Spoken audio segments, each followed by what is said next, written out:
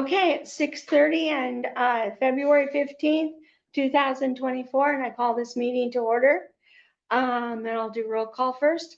Mayor Pro Tem Bill Here. Lobos and Councilmember Matthew McGovern, Here. Councilmember Sam Clinton, Here. and Councilmember Mike McLeod. Here. Okay. And on Zoom. Oh, and on Zoom, Nick Styler. Here. Nick. Here. Okay, if you would all join me in the Pledge of Allegiance.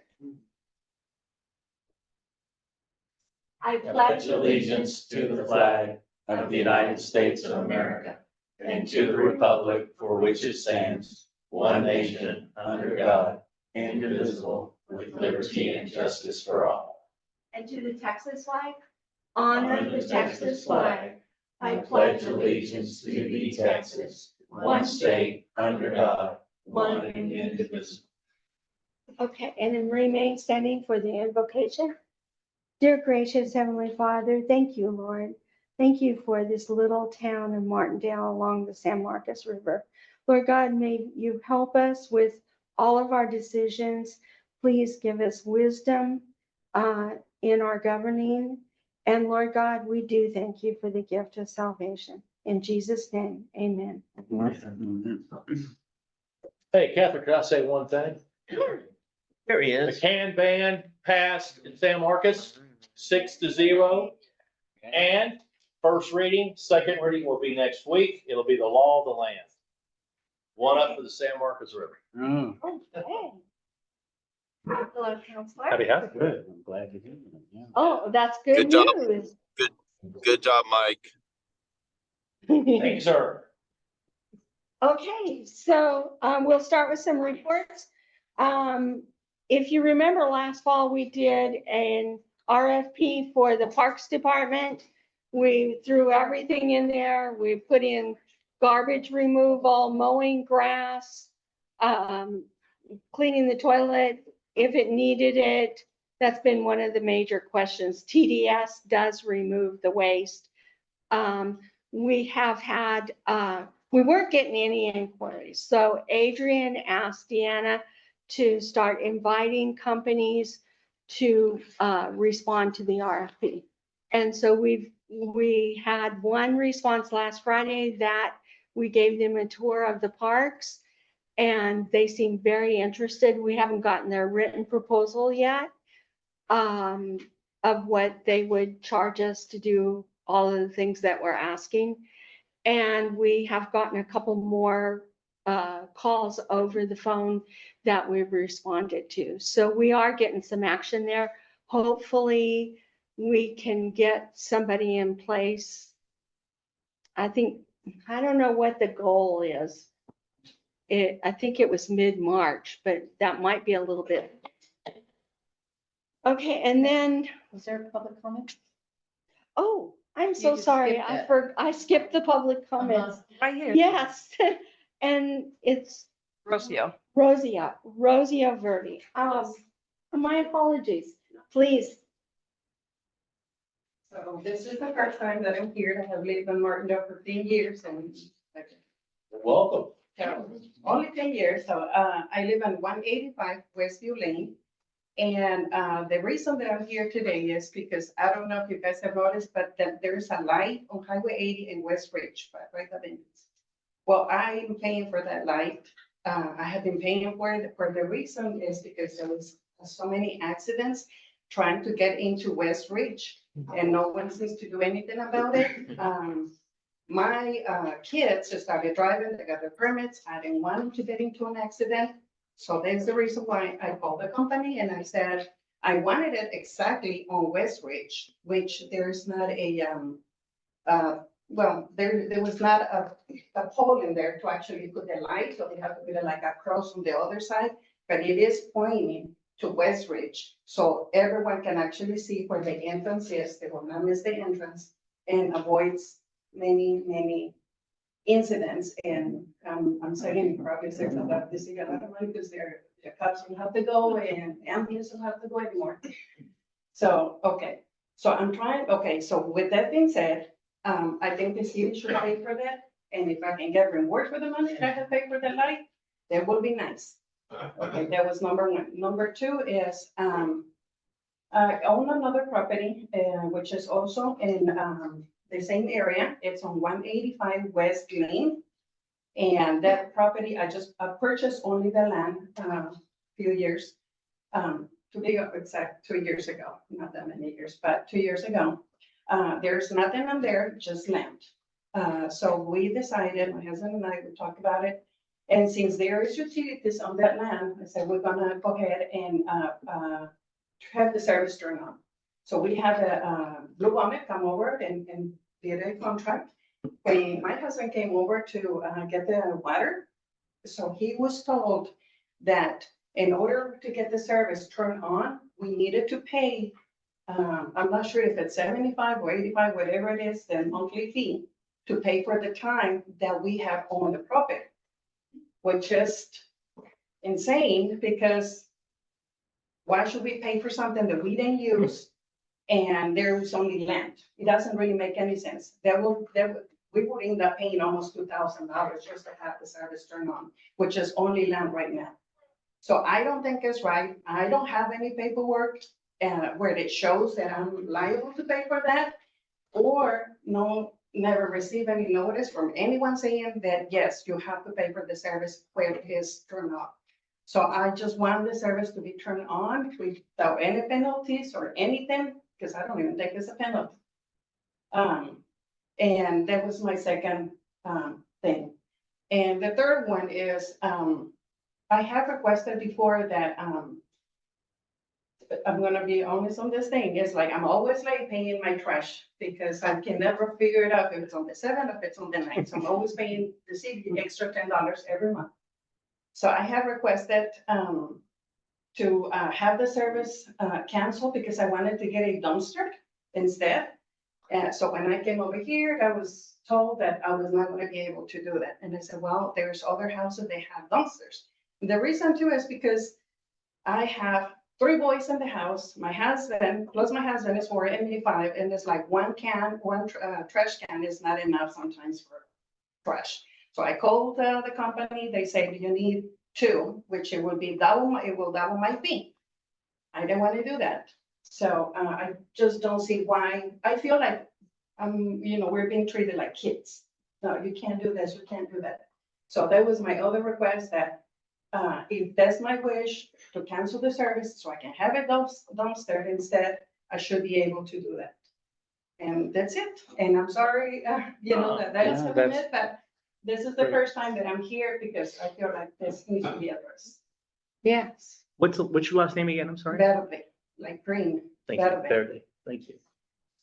Not like green, it's actually green, but it's Spanish. I know that much. I know. We'll be calling Did you. you want to address the water thing? The water company is separate from the city, Right. so there's really, I mean, Okay. They're separate from the city completely, so you have to Okay, address so them independently. I was expecting that answer, but let me tell you something. Remember what I said just a few minutes ago, that I pay $10 every month Mhm. since, Yeah. because I'm always late? Okay, so I don't see how the separation is from the water to the city because this is what happened to me.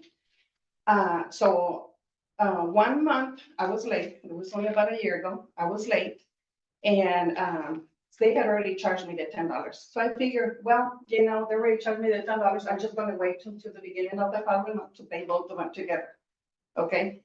And I did, and I waited. Before the end of the month, I had my water turned off completely. And I was like, why? Why? I went over there and I said, why do you guys turn off my water? My water's always paid on time. And it's not past due or anything. And they said, because the city over here, they told us that we have to do that when you don't pay your trash. So I figured, so the city does have some say so on the water when I don't pay the trash, right? Which is only $10. Over there, they charged me $80 to reconnect my water, which it wasn't late. Not late at all, but I ended up paying $80 more just to have it turn on when that was not late. So if that's the case, it has to work both ways. Leave us your phone number perhaps. That's an- Oh, We've on got, there. we've got Okay, it. Thank you. We will, We'll follow up. yeah. I don't think. Thank we need to you. stay for the remainder of the. Up to you. Oh, if you want to. You're gonna miss some fun. You're gonna miss the fun. Put you to sleep. I don't think I want to know everything. No, and you know what, there's, if you're interested, there's some positions that are gonna be open for city council. So maybe if you consider running the packets, you could pick them up, and then you could be a part of any change that happens in the future. I heard that too before. Every time I come over here to the city complain about it, they tell me exactly the same thing. Yes. So, thank you very much for. Thank you for coming. But I do have a job right now, and I'm very happy with it. Good, all right. But thank you. Yeah, it's an unpaid position. Oh, even worse. You don't want it. I would not be able to afford the bills. Yeah, See, there you- that's what's gonna, There you gotta work, there you gotta work. I'm gonna be in a bigger problem. Thanks for coming. Anytime. Okay, we'll get back to the mayor's report. So Oh, wait, I was just gonna add one thing about the parks. the parks, well, Oh, you're done? the parks, yeah, that I was talking about, yes, please. Okay, so our fiscal years run in September 1st, then we stopped having the garbage picked up. And so I would just want to thank Jeff on the Parks Advisory Committee for doing his pickup in the parking lot and around the playgrounds and down at the water at Allen Bates Park. And I have been doing the garbage for the last 5 months myself at Phase 1. And the amount of garbage is less. It is much reduced. There's not as much litter on the surface, I mean, on the earth, but yes, all is going well in the parks. And it Okay. looks good. Happy sale? It's looking good. I saw it was mowed. Dave, you got jazzed I saw up? it was Yeah. mowed. It looked good. And yeah, I mowed Guardiola Park today, so it looks good too. Thank you. Thank you. Okay, the court clerk hiring process. So we have gotten a huge response to that, like about 20 responses. And it closes on Monday. The judge is already looking at the resumes and we'll kind of go from there. So as soon as we get a person hired, the court will be open 4 days a week. And the plan is that once we have 2 people, then say if Letty is sick, then the other person could be called to come in so that we can have the court open and will be better for the public and for us. So is there any questions on that?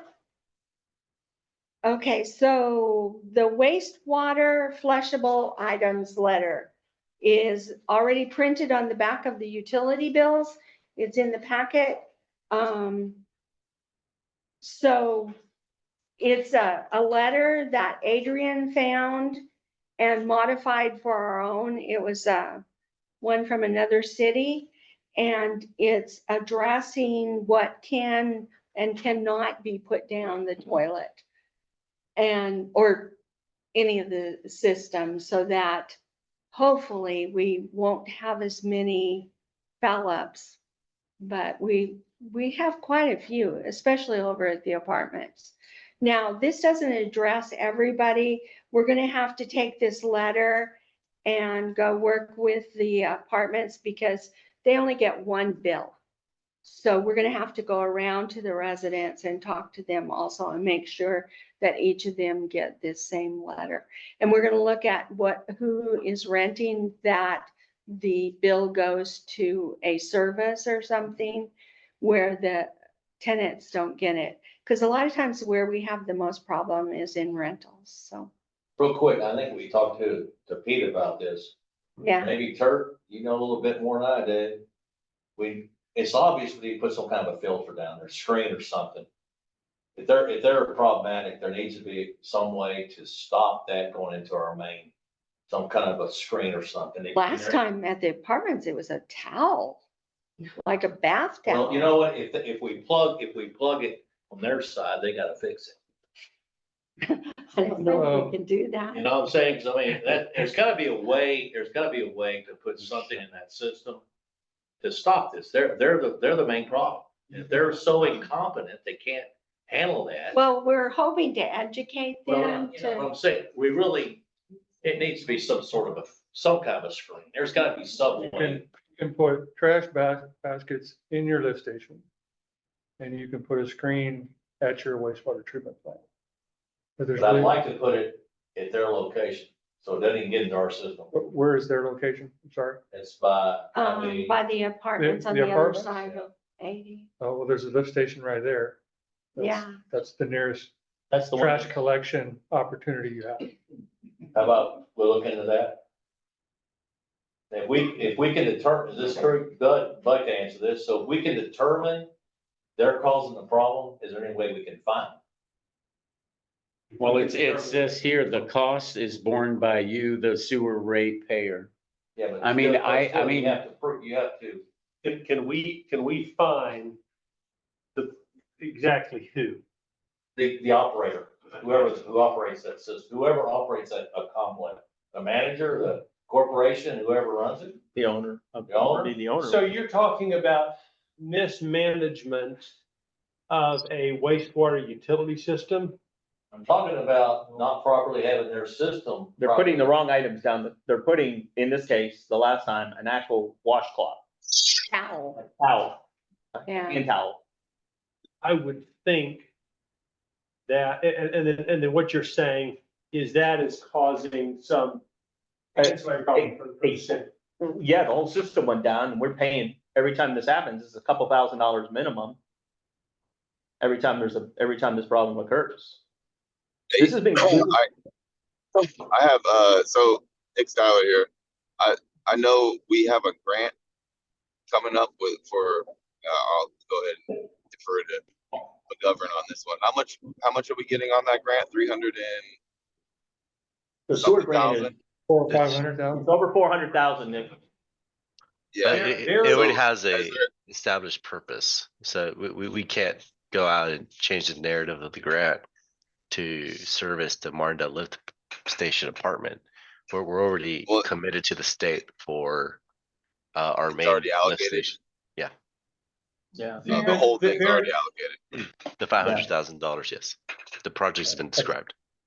Right Very, on. very broadly speaking, if you're talking about the ability to find or hold parties responsible for damage caused to infrastructure that is subject to the city CCN, then broadly speaking, yes.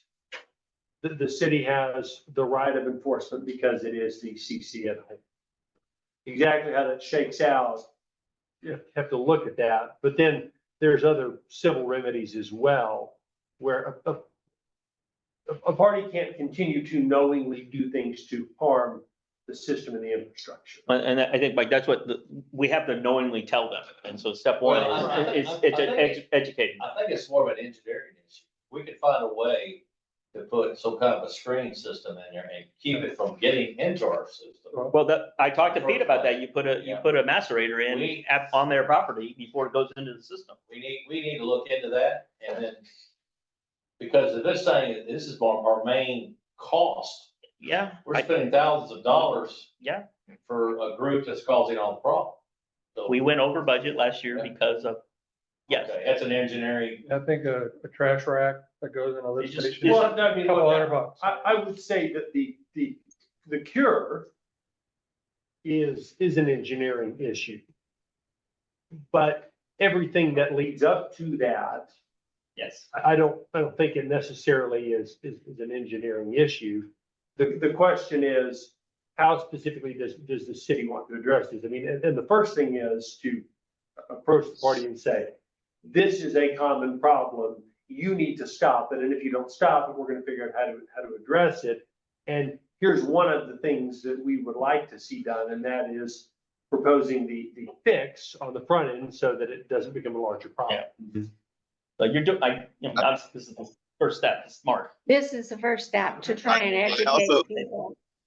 I also would like to add, going back to, each meeting, we talk about stuff like this where we need to have standards put in place into our ordinances, developmental standards. So I know this development was probably developed. I don't know the date this place was put in place or that multifamily was put into place, but it was probably the Wild West. But we're gonna have more of this coming, so we need to make sure we have in our ordinances standards for development codes to avoid situations like this too. So it's probably smart to look at that as well. Maybe that could be step 2, looking at our ordinances and say, hey, we need to make sure we have our ducks in a row before we go to somebody and say, hey, you need to fix this. Well, somebody's already building another one and they're not doing it, so just my 2 cents on that.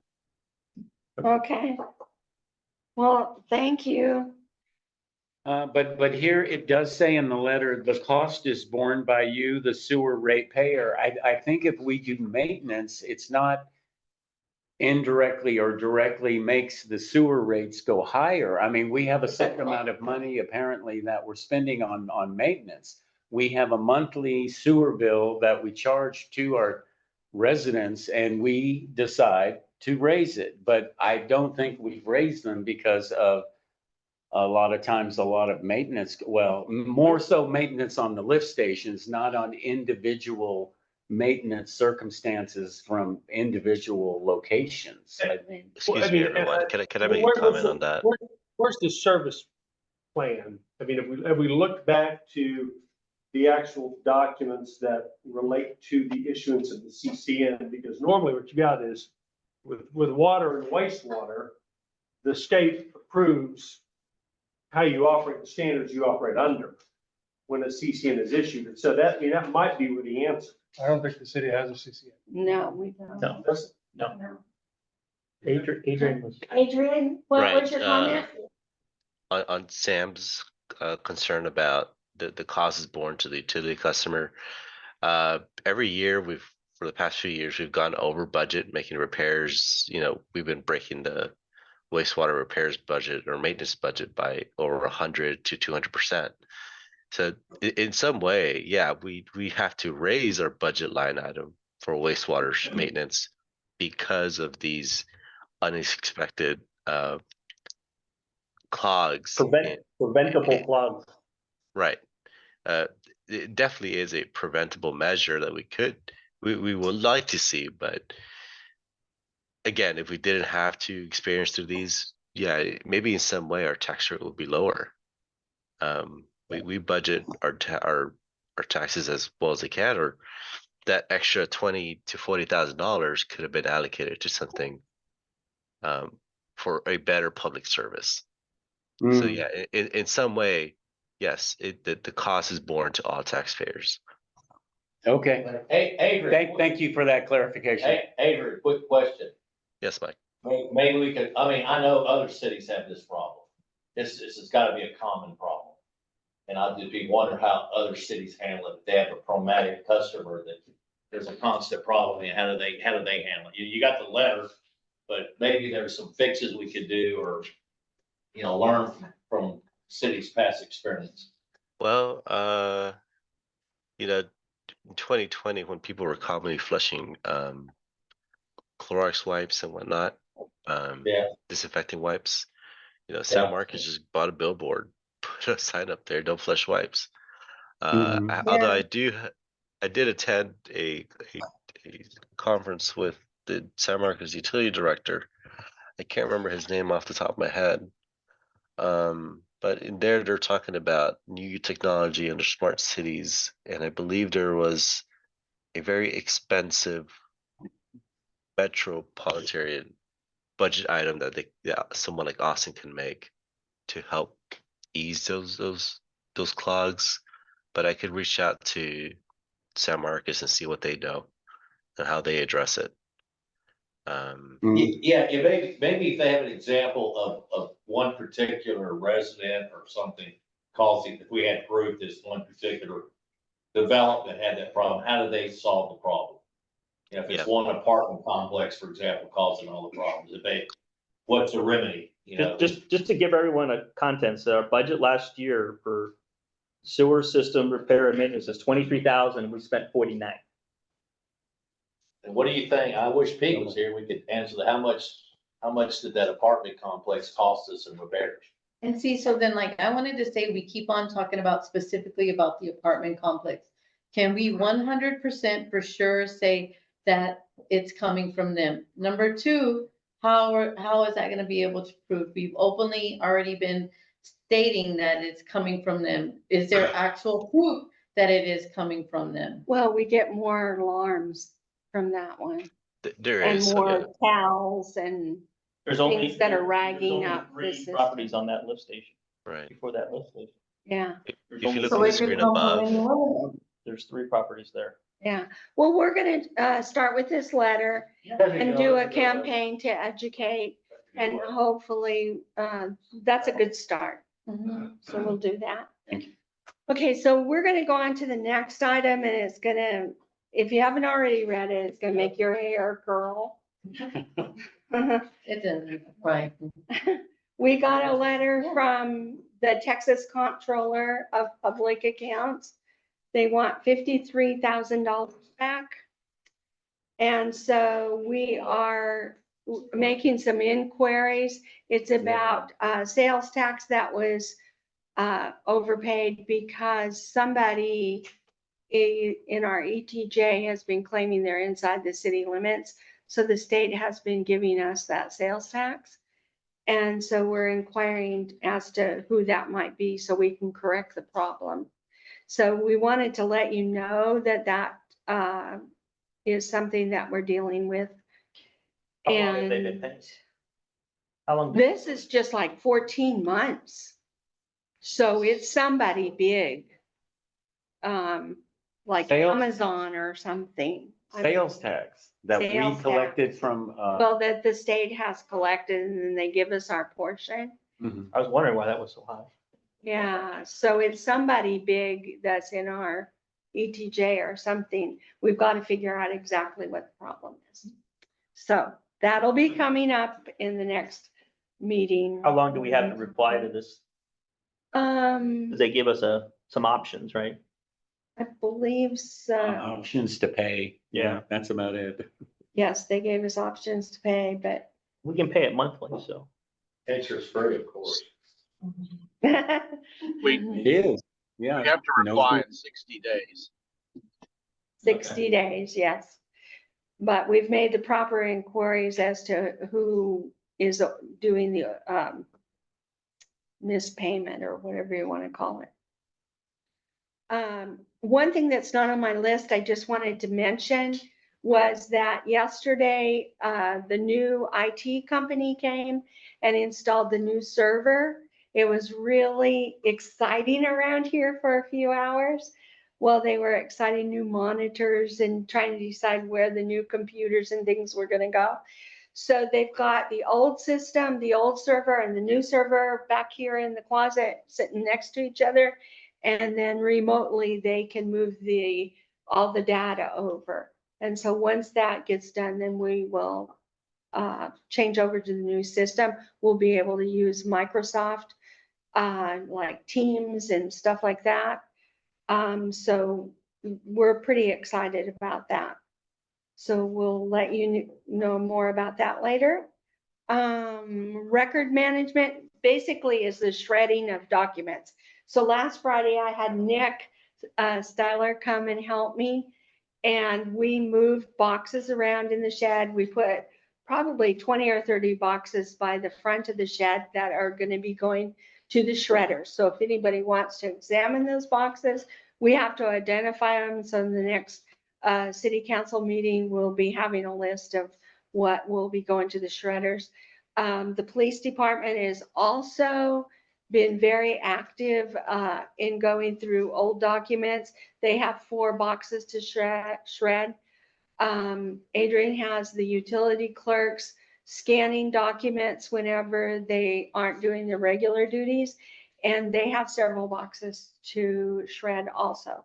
So that's what, I like how Adrian worded that. Record management, disposition of records, we're shredding. Hey, Mayor, can I I am still trying to wrap my head around. I'm sorry to backtrack here, but $53,000 $53,000 in 14 months. That is, And then we only get what percentage of that? So that's explained in the letter.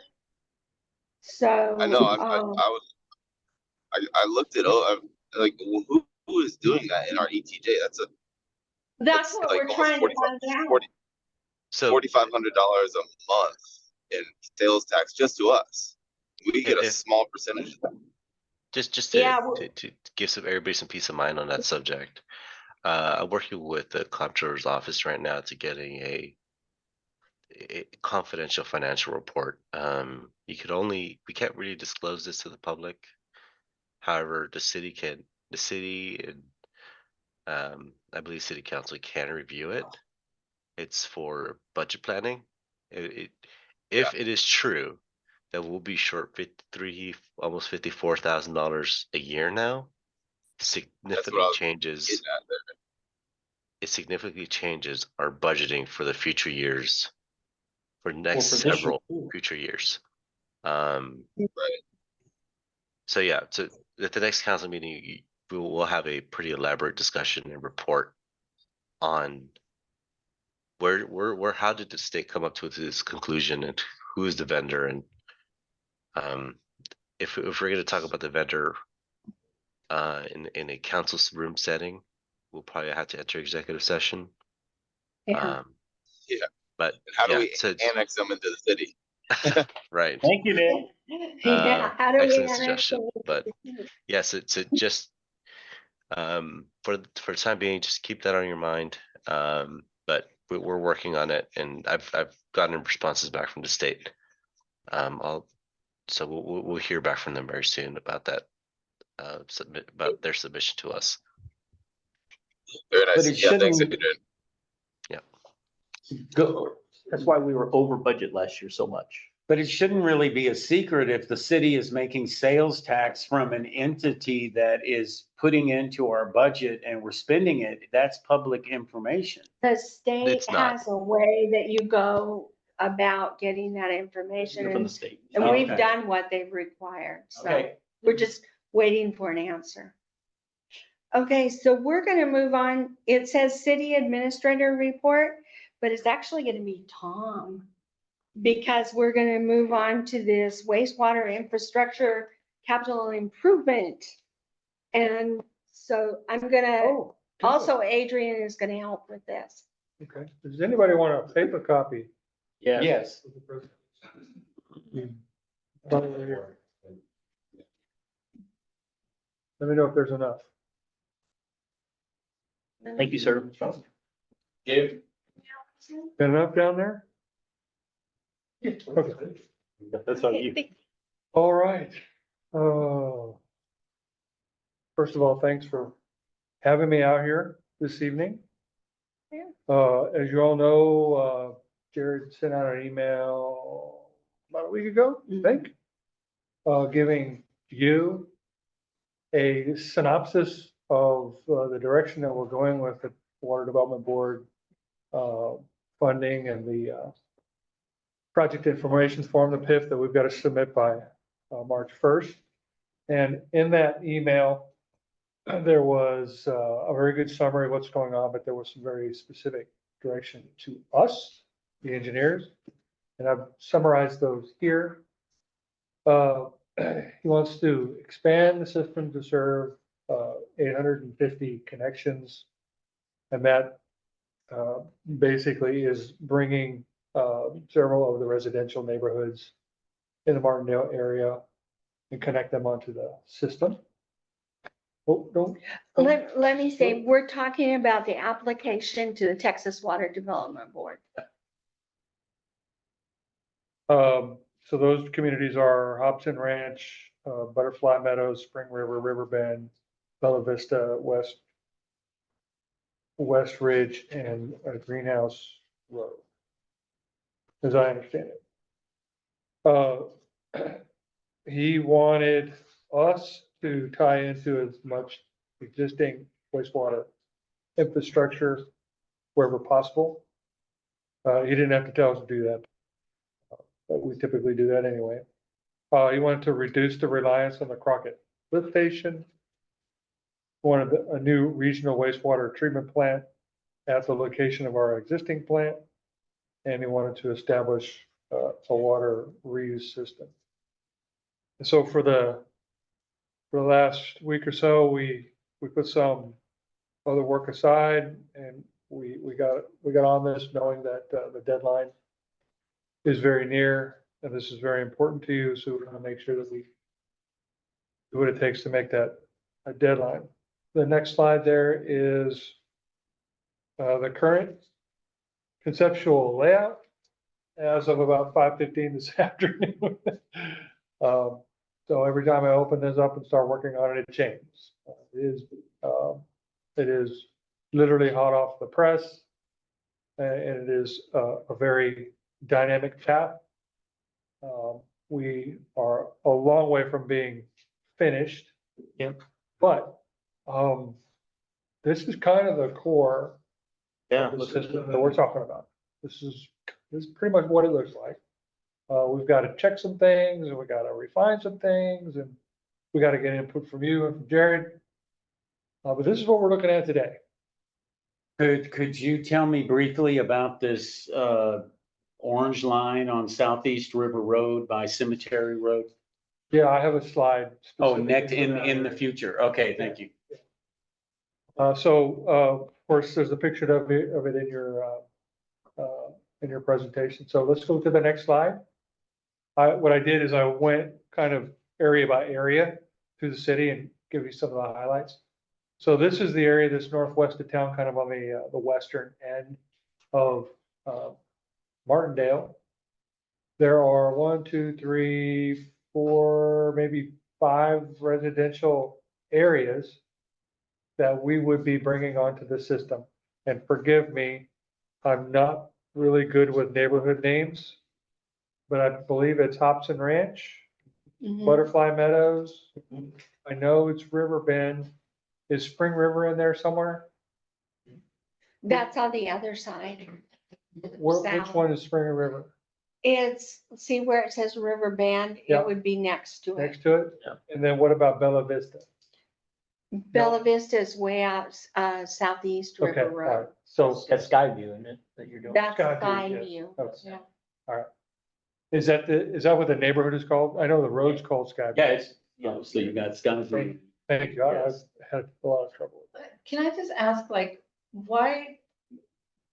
Like, the neighborhoods over there are already established, right? So they already have sewer, right?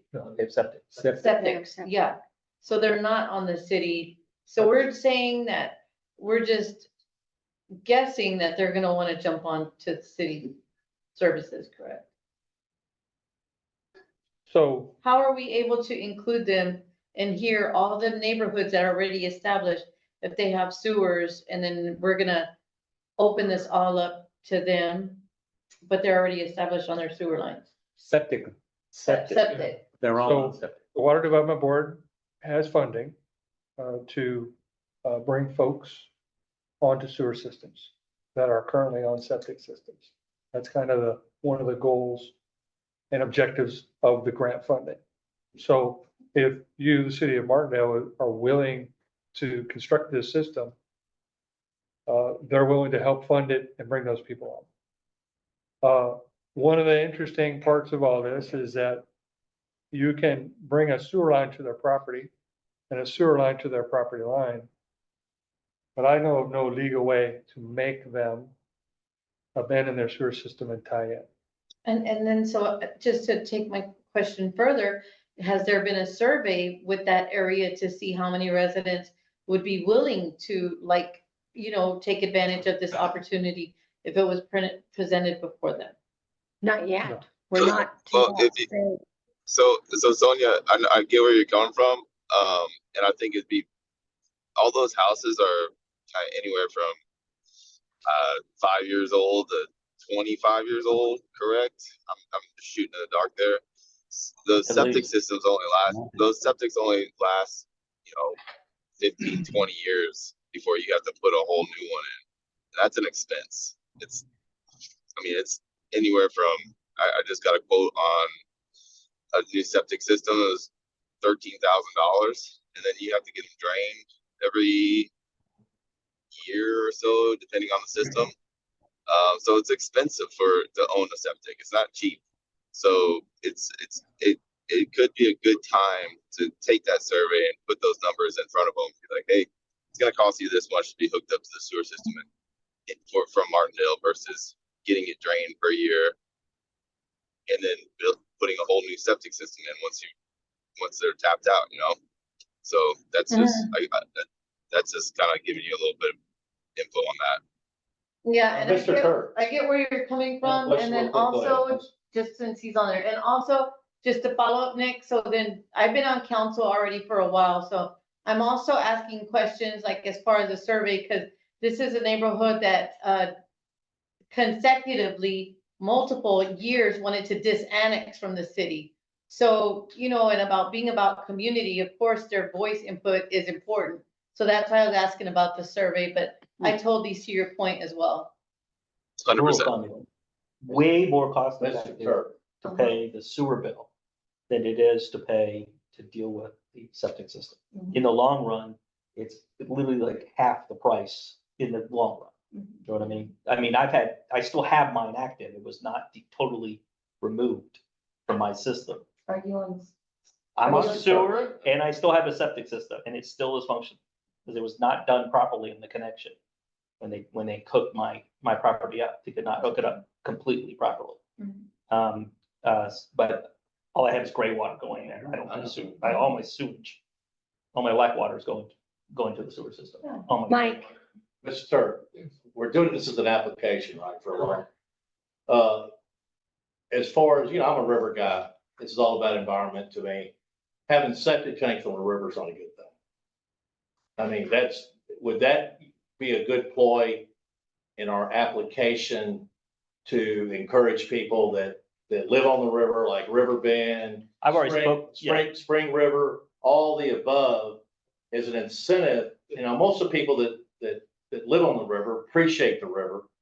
And that could be an incentive. And plus is to put a feather in our cap is an environmental concern that it's really not really good to have a 25, 30-year-old septic tank on the river. And most of Spring River, Riverbend, what's the other one? Help me here. Bella Vista, they're all on the river. And that would be great as far as an environmental concern, Falls of Martindale. We could talk about the San Marcos River Ranch. All these places are on septic tanks. It would be beneficial, especially in that zone area on the river. That could be a plus for our application. Would you agree with that? Yes, obviously, the Water Development Board sees the environmental pluses of the wastewater collection system and has money out there I to think- take people off of those systems and put them on centralized systems like the one we're. This is doing the right thing. I think it's a huge sell being that close to the river. I mean, most of those people would want to do the right thing. I know I would if I had a place, if I placed the septic tank, I would want to do the right thing. What's the current charge to hook up to sewer that the city charges? it's pretty low compared to, most I'm of sorry. it depends on how much the people charge to use tobacco and stuff like that. Yes, Adrian? Adrian knows, I Can you think. repeat that question one more How time? much does the city charge to hook up a sewer line to a house? It's about $8,000 to Yeah. $10,000. We see about an $8,000 average per sewer connection. For a And we different, don't get that. for a different But this quote would be covered- we saw Oh, for this is the covered by Dream the grant. subdivision was about $99,000 for 11 sewer taps. Okay. But these are all covered by the grant. Right, so is it the this house or looks is very it- similar to our original layout for our current sewer system. I believe that at this time, the mayor was a resident or a new resident to Martindale. When they installed the new sewer line, I believe they asked the existing property owners and homeowners of Martindale if they would like to be connected to the city sewer line for free this time. Hmm. What I would expect is that with a partnership with the Water Development Board, that those connections will be made for those new property owners or those new connections. For the existing property. Right, And right. again, I'll add this point and repeat myself. We live, this town borders one of the most beautiful spring-fed rivers in the state of Texas. And I think that means a lot, and that should mean a lot to the state. This is not Buffalo Bayou over here. It's the San Marcos River. And I think that would be a good something for everybody to get on board. I'll leave it at that. All right, Okay, so, moving along, to bring these neighborhoods onto the system, we need don't advance, go back, please. Thank you. Thanks. We need it's Adrian. a lift station because as you guys know, there's a pretty significant ravine there. And there's no way to get a gravity line through there without digging extremely deep. So basically the neighborhoods there on the left or on the south side of Northwest River Road would feed into that lift station. And then that lift station would use a force main to pump sewage into your last manhole on the system, right before the big bridge and creek there. The systems on the right or across 80, we believe can sewer by gravity into that last manhole. And that is something we have to verify with some surveying, just to make sure. And then, of course, those neighborhoods will all tie into your existing system that goes down River Road and feeds into the lift station. And then by force main through downtown and to Crockett and then out to the wastewater treatment plant. So that's what that system looks like. On to the next, please.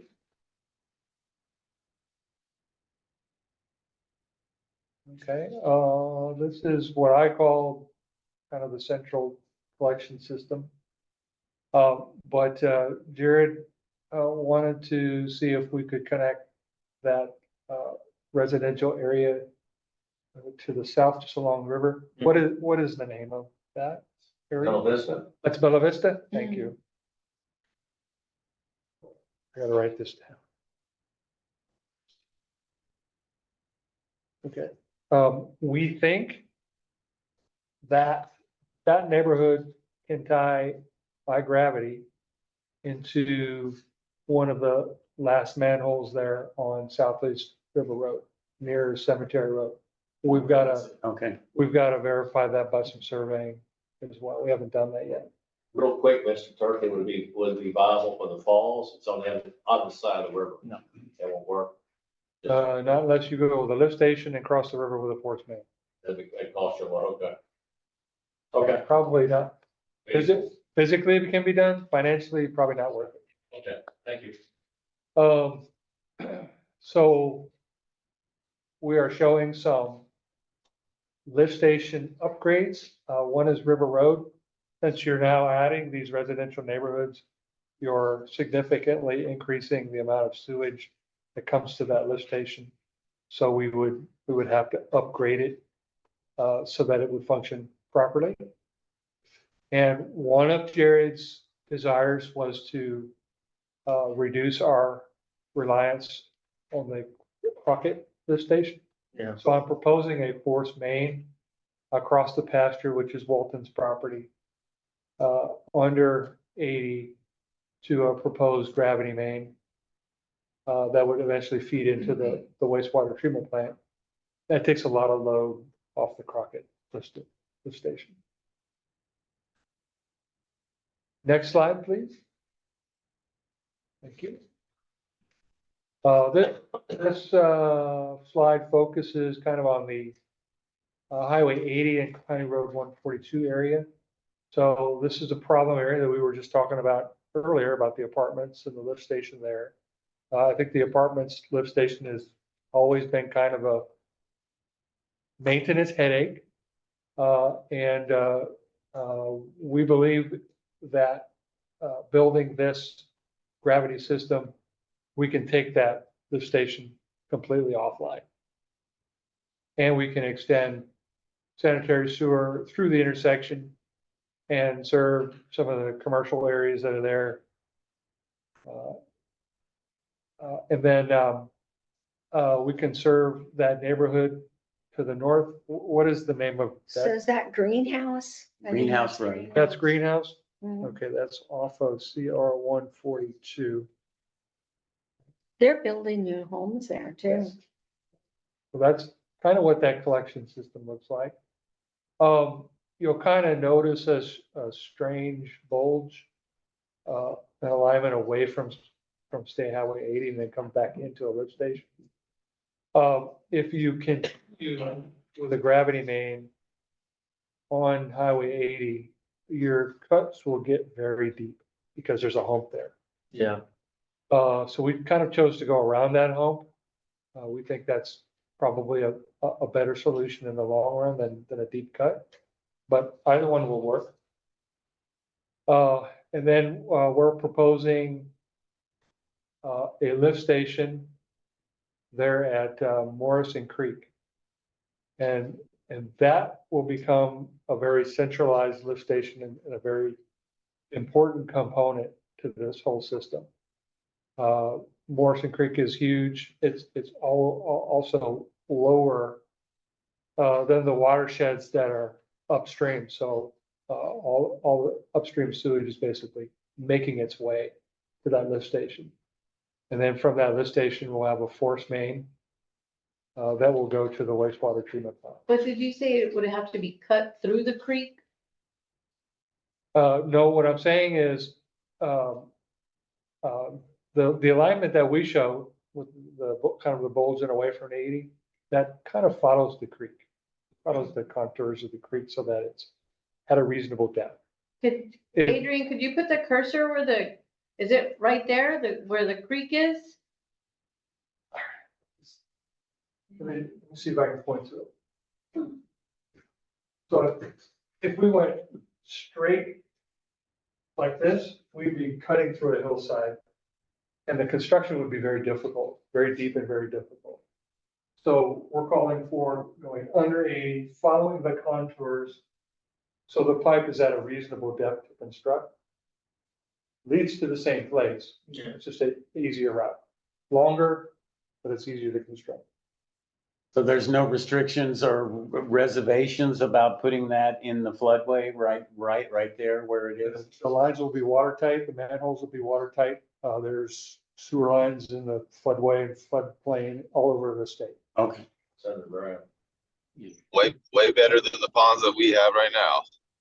Yeah, I mean, we don't really want to put them there if we have a choice, but we don't have a choice. You've got floodplain all over. So you would have to obtain an easement, or is it just installed on your land? Oh, and no, then- you have to change, get an easement. Okay. All right, next slide, please. I do have a question regarding Sure. Morrison Creek. Has anybody tracked how close and how close that is to the river and how many miles it takes to drain into the river? It's over a mile, I think. No, it's over 2 miles. From there, it's almost 3 miles. That path from Morrison Creek there is almost 3 miles of creek before it hits. The river. Yeah, And everybody's like, I mean, I understand it has to be, but like, after we're just saying we're a river town, and then like, we see this and it's like, that's, I know that it has to go through the creek, but that is perfectly acceptable and normal. It's a sealed system. It is a sealed system. If it's engineered and installed and constructed right, engineer is not gonna be the problem. Construction is always the issue. If it's constructed properly, I mean, Sewer pipe is watertight, so Yeah. nothing gets into it. And in floodplains, we put watertight manholes, so water doesn't get through the lid. The problems that we're having with water getting in our system are like next to Quentin's house, someone ran over that one, ran off the road and broke it.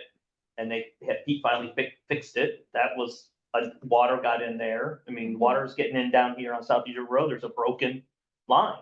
That's where we're getting most of the water, the extra water, if you will, into the system. It's not from this. Is it Cemetery ideal? No, road. absolutely not. I know, I just, But- I just But know. we already like- have sewer lines going through all these already. But we're gonna get brand new ones. These are gonna be better than the ones we have now. This is an upgrade. We're removing and deactivating some of the. All ones of that were our put- lines are really They're old. 20, well, yeah, they're 25, 30 years old at least, yeah. So you think you can do all this for $400,000? No. No, this is something else. This is. Oh, I the- thought this was this is the different grant. This, Yeah, we haven't gone. sorry. I was like, I This was is thinking. a- of- actually a That loan. doesn't cover his bill. This doesn't cover. I love that, Tom's bill. Sam. Next slide. Next slide. All right, so this slide focuses on the treatment plant area. So as I said before, we have the Morrison Creek Big one, the three. lift station. So all the gravity mains that it takes to sewer that residential area, what is the name of that place? That's on the other side of the street from West Ridge, that's Westridge. yeah. All right, thank you. So you kind of see how the layout works there, and that all flows by gravity back to the Morrison lift station because of the topography. And then it's pumped back to the wastewater treatment. It kind of takes a long route to get there, but it eventually does. The new treatment plant would be located at our existing plant site. Probably there in the northeast corner of the site. And once it's in operation, we can convert the existing ponds into effluent holding ponds. And those ponds to pump effluent to potential buyers. For So watering. basically becomes a reuse system, which will become very important when we try to permit all of this. Awesome. Next slide, please. So everything we've talked about up to this point would be eligible for the funding, for the grants. This is not. If we're able to get this funded and we build it, it essentially establishes a framework for the city to serve growth in the ETJ. It'd be a regional plan. Can be a regional plant. It'd eventually be a regional plan. And the framework that we're talking about can be expanded and oversized to accommodate developers. And you would do that using developer money through developer agreements, impact fees, and other funding And mechanisms. that's what TCEQ really wants. Is Go. that they want don't they kind of want to They want, encourage they a want regional that. plan? They do want regional plants, yes, but the grant does not fund developer Yeah. activity. We Okay, we have to be very careful and very clear about that, okay? This application is to bring on 850 residential connections for people who live in the area to provide them sewer service. It is not to accommodate future development. But the system, once it's built, becomes a backbone from which you can do that. You could add to it, yes. And this slide kind of gives you a visual of how that would happen. So let's start with the treatment plant. Your treatment plant may go from, what are you around, 50 or 60,000 GPM, 58,000 GPM. Oh, It- Adrian always knows those numbers. Yeah. It may be a 500,000 gallon per day plant in the application. But a developer might say to you, hey, if I give you X dollars, will you make that a 1 million gallon a day plant so that you can serve my development? And then you may have another guy come in and say, oh, well, I need 1 million gallons. So the plant can go from this to this using developer money, Gotcha. become a regional plant. And I assume when you say reuse of 552.5, I assume. It would be up to us to set the treatment standards, and I know you like very high treatment standards, yeah. And of course, during the permitting process, we're going to be facing, you know, people who, will push for no discharge, and will want us to somehow reuse all the water coming out of it. And that is the future, pretty much. That is the future, and that's the direction that we would like to go. Absolutely. It all comes down to the dollars as to whether you can actually do that or not. So, just to be clear, this is all a process right now of applying for this grant, Yes, Yes, and we have a deadline to apply for this grant. When is that deadline? March 1st. Okay, just wanted to understand what we're really talking about here. all right. So, the lift stations, similarly to the wastewater treatment plant, can be expanded as well. Larger wet wells, bigger pumps. They can be expanded to receive more sewage. And again, that can be funded by developers. And then the gravity mains can be extended into the watersheds that would contain new development, so that most of the sewage gets to where it needs to go by gravity. And you have fewer lift stations, you know, up in the system. Fewer lift stations is good. You don't really want lift stations unless you don't have much of a choice. So the gravity main extensions kind of follow the low areas of each of the watersheds. And what I'm showing here is potentially 5 gravity systems that could be extended to serve water. If we were to move the wastewater treatment plant further to the southeast, we could pick up even more watersheds. But you have a good plant site, and it can accommodate potentially an awful lot of development. I don't see a need to consider any more sites downstream. That ought to do you for a very long time.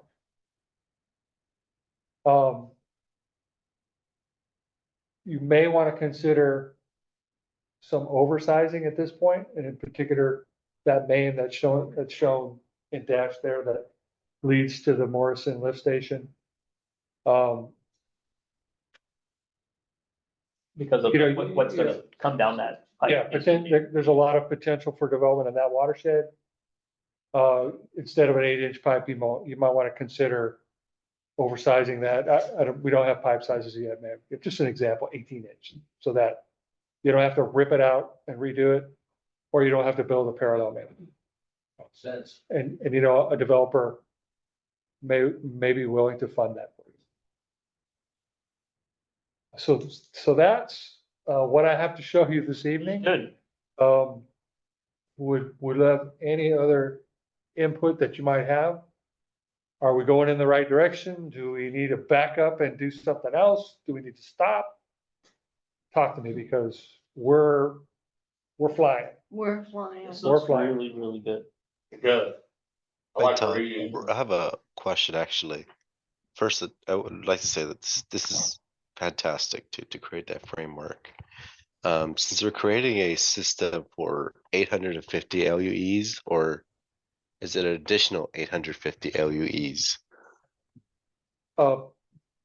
Based on Jared's email, he's talking about 850 future connections. And that is a combination of existing homes on lots and vacant lots that could potentially have a home built on it and connect to the sewer system. I did not do that count. Relying right. on Jerry. And on top of that, I don't know, you might know, but what, if, since we're building a new plant, what's the average capacity should we start with? Say we hit this 850 immediately. Somehow everybody agrees to tie in, and this number is undoubtedly accurate. Would we be at Yeah. 30% capacity of our permit, or Oh. how's that number defined? Yeah, so we haven't got that far, but I might be able to give you an idea. How many connections do you have today? They might not- About 200. 200. About You have 200. 200? All right, so you're about 200 connections, and you're doing that with about a 60,000 gallon plant. Right. So if you bring on another 800, that's about 4 times. So what's 4 times 50? That's about a 500,000 gallon a day plant, which would, What he's alluding to is you want to be over available capacity. We don't want to be at limits. We want to Well, have some, right? Yeah. Is that what you're getting at, Adrian? You Yeah, wanna no, have- it is, but TCQ won't Well- let you start with 100% capacity because you well- have to start well- re-permitting at 70. well, So we had to be at like 50, right? We have to push but we, for a plant that's gonna handle 50% more than this. we have to apply for something that makes sense. You're right. You don't want you want a plant that's got some ability to bring on more sewage in the future. But we have commercial that we're not even considering on any of this, really, But we can't go too far, because, of course. so that's something that we are. Pushing the envelope as much. Pushing the envelope. But remember, the bigger the plant, the more the money. And so, everything has to kind of make sense and be balanced and. Of course. And also, as you alluded to in your questions earlier, just because we built the system doesn't mean everybody jumps right on it. Right. It takes years for people to eventually tie into your system and reach capacity. So we need to consider that too. Okay. Maybe Questions? my question's too far in advance, but thank you. Any more questions? Wow, this is awesome.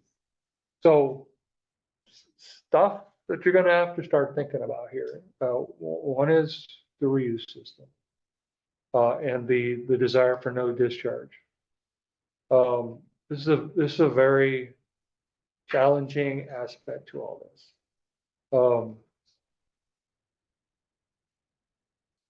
No discharge means,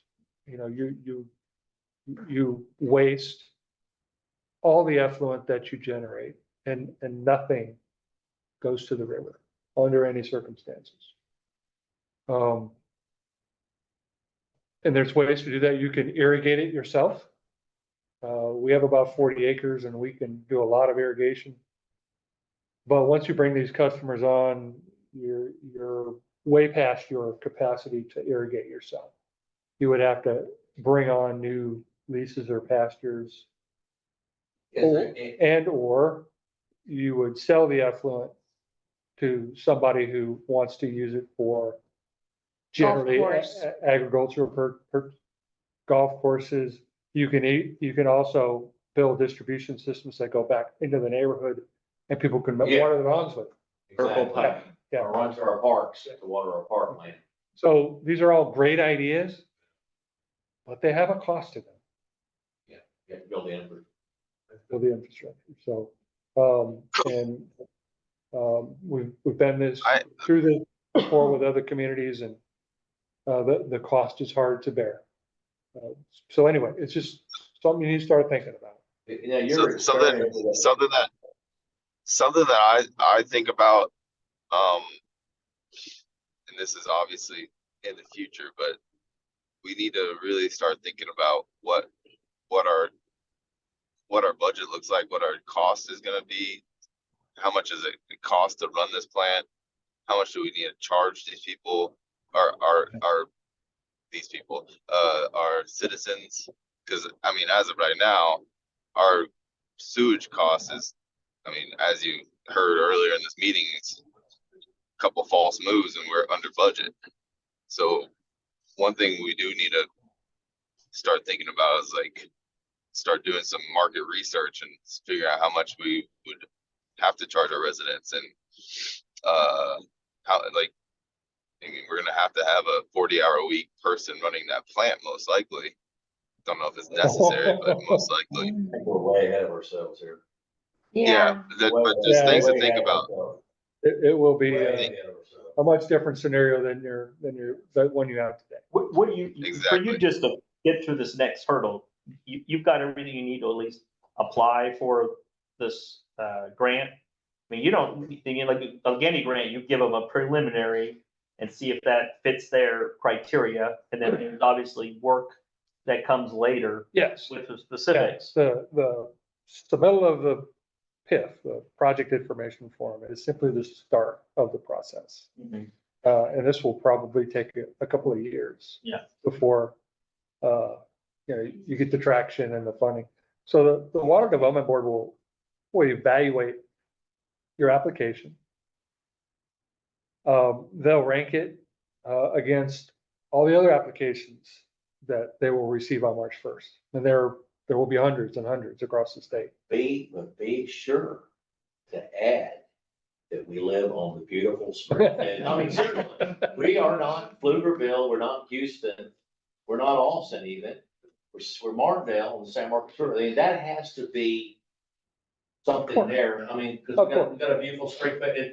And the reason it's beautiful is because San Marcos has a regional plant and nobody dumps into it. That's why it's so beautiful. Yeah. And that has to be, I would definitely put that in. I'm not an And expert. there are many other applicants across the state that are just as passionate about their project Yeah, as but you are but yours. We have the trunk water because we have the San Marcos River. Because I'm telling you, I lived 40-something years. I remember the old days, I would not swim in that river. It was so bad until San Marcos put a regional plant to a 552.5. And it's crystal clear. And the old timer said that they never seen it so clear since the 40s. So it's a unique area, just like New Braunfels is. So use that. I think personally, that needs to be stressed. This is a unique, environmentally sensitive area. It is. Because, people on the river, like all those ones we talked about putting onto our line, would benefit the river to be hooked up to sewer. I'll leave it at that. So, when you submit this application, you'll be assigned a person at the Water Development Board as your primary contact. And you'll be dealing with them for the next couple of years, and they'll look at it. They'll make some suggestions, and you'll go back and forth. This will take considerable amount of time before it comes to fruition. So this is just the start. But in your professional opinion, this would be a plus for us being in this environmentally sensitive area. I think that is an outstanding plus, yes. Thank you, sir. Yeah. Tom, if I might ask a few questions, at least some clarifying details, about the expensive benefit to having a reuse plant. Are we, I know you're familiar with the program, and there are, if done perfectly to the state standards and liking, we could hit that 70% forgiveness. In our application, I'm not sure if it's in the preliminary draft or in the full submission. Are we making an effort to try to hit that 70% forgiveness? I know it's the highest score we can get, but in Martindale's case, it's in our best interest to hit that 70% forgiveness. We'll do everything we can to meet that criteria. But at this point in time, we're just trying to get a concept that works. Okay. And then we'll do the best we can to take that concept and describe it in a way to score as many points as possible and get that maximum forgiveness. So We haven't done that yet. That's to come, but Right. What- Okay. So that's in the complete, the final submission for consideration, right? In, I guess, May or in the summertime. Yeah, so once you file your PIF, you can always amend it. Yeah, we just need to get an application. Did you get it in? So the mayor, what do we need as a council to do right tonight? No, we're just giving you Discussion on it. information about what's being done. Well, I mean, I don't have the rest of the council. It looks great to me. I think it's a brilliant plan. I It's would, gonna I be would, submitted by March 1st.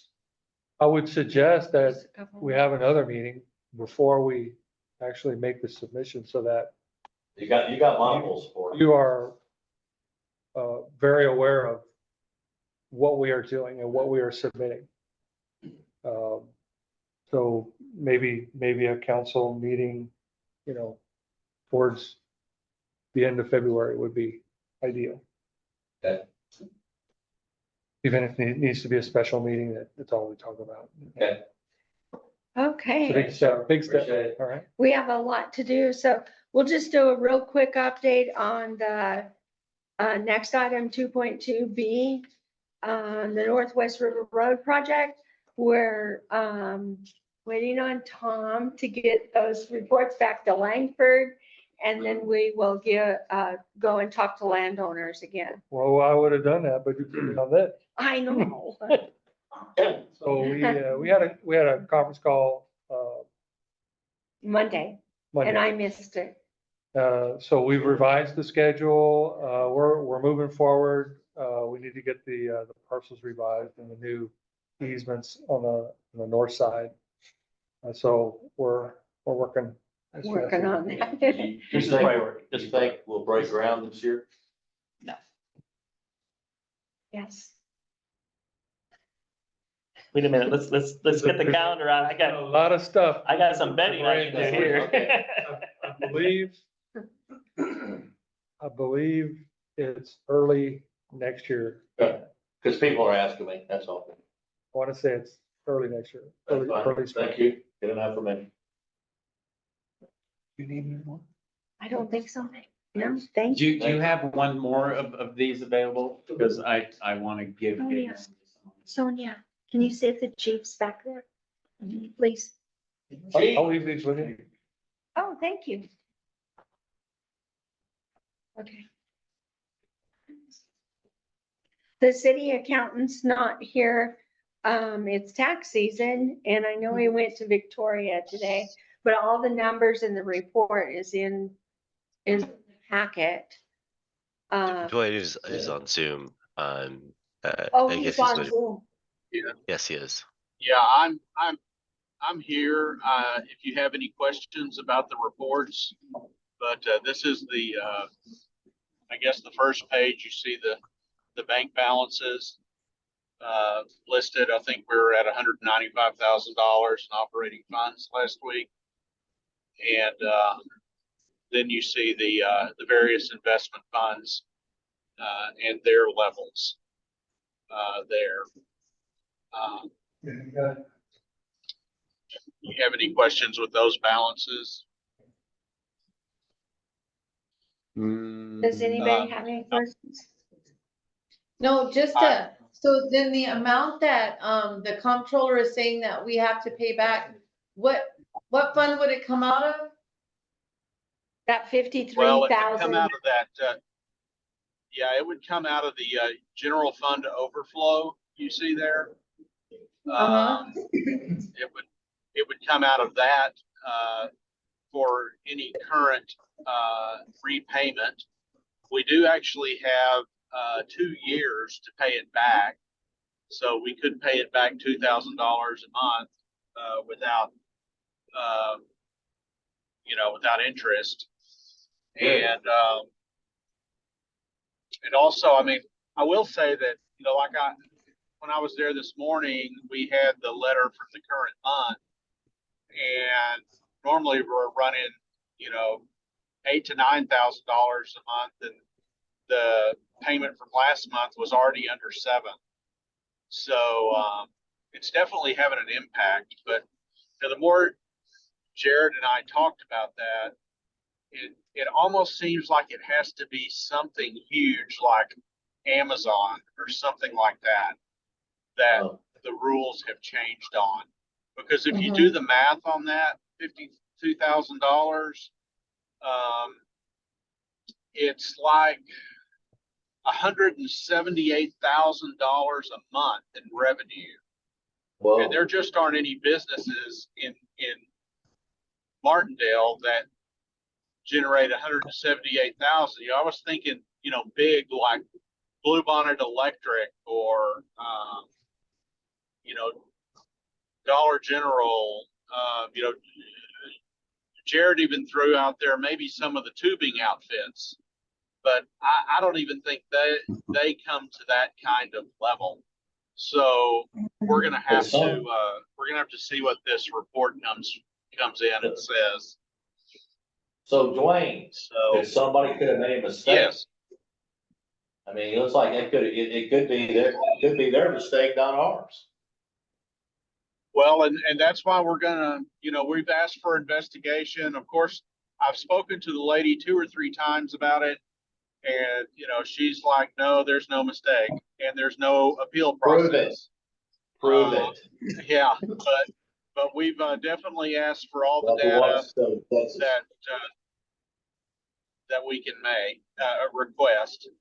And we'll get to the bottom of it. We have 60 days from the date of the letter, which I want to say was dated like the last week of January. January 24th. So, okay, yeah. So, Thank yeah, you. very unfortunate Get on news. top of it, man. Don't get them. Yeah, Are well, there any questions about the financial report? No. Okay, thank you, Dwayne. Thanks, Dwayne. okay, you're welcome. You're welcome. Hey, put her on Zoom. We'll talk to her about it. All right. Okay, we're ready for the police report. Good evening. Hey, Chief, Yes. just say hello. Oh, hello, how you doing? I'll start off by saying, sorry, I got an email about my, Oh, yeah, yes, that was intriguing. yes. Was it your wallet? No, so I have a little wallet that I keep just my city business in, right? And we went to purchase a new battery at a business in San Marcos on Saturday. And while I was doing all the paperwork, I must have left that sitting there. Somehow it ended up with some kind of mentally deranged person at a hotel in San Marcos. So Oh, no. we went there and recovered it right back from them. Oh, my goodness. The drama for the week. Oh, my Yes. goodness. Even the chief of police gets that. Man, Yes. That's something happened to me. So, January, was a rainy month. Y'all know that. But, so we had, 69 citations were written, 45 citations are actual tickets, and then 24 warnings. We had 4 animal calls, 3 other city ordinance contacts. The parks checks are down. I want to talk about that real quick because I know that we could bother there a whole lot more, but if there's no cars there, we just don't log it down. We just don't, we just drive by and see it. So it just, that's when there's been people there that we check on. 19 calls for service, 5 incident reports. We had 2 crash reports and 2 offense reports. And both those offense reports are, NIVER's reported to UCR. Any questions on that part? Quick question. Yes, sir. Is the light at Quail Run and 80, is that being effective? You think, is that affected? It works Warning? good. You think it's I think working? it works great. I think it's all lit up there. It's illuminated. Do you think, are you getting as many people passing the center line? Oh, yeah, we still get people passing and still people speeding down through there. Thank you. I think you can see better so you can speed a little quicker. So they were installing rumble strips on the highway in the last couple of days, Where? on the highway here. I think when I came back on Wednesday, there was maybe they had people just slowing down because they're doing paving or something Oh, okay. further up. And not that I'm aware of. Okay, I thank you. didn't run any, run over it. Okay. So the code enforcement report, citizen contact, we're gonna start writing this a little different. I don't want to put the report in here, the narratives, but I get a lot of narratives from James.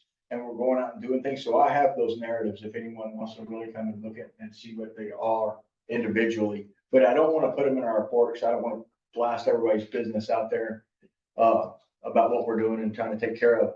But some of those notices are simple as going up to their house and saying, hey, you have rubbish here, you have this here, take care of this. You know, don't make us come back here. That first verbal warning has been highly effective. Yep.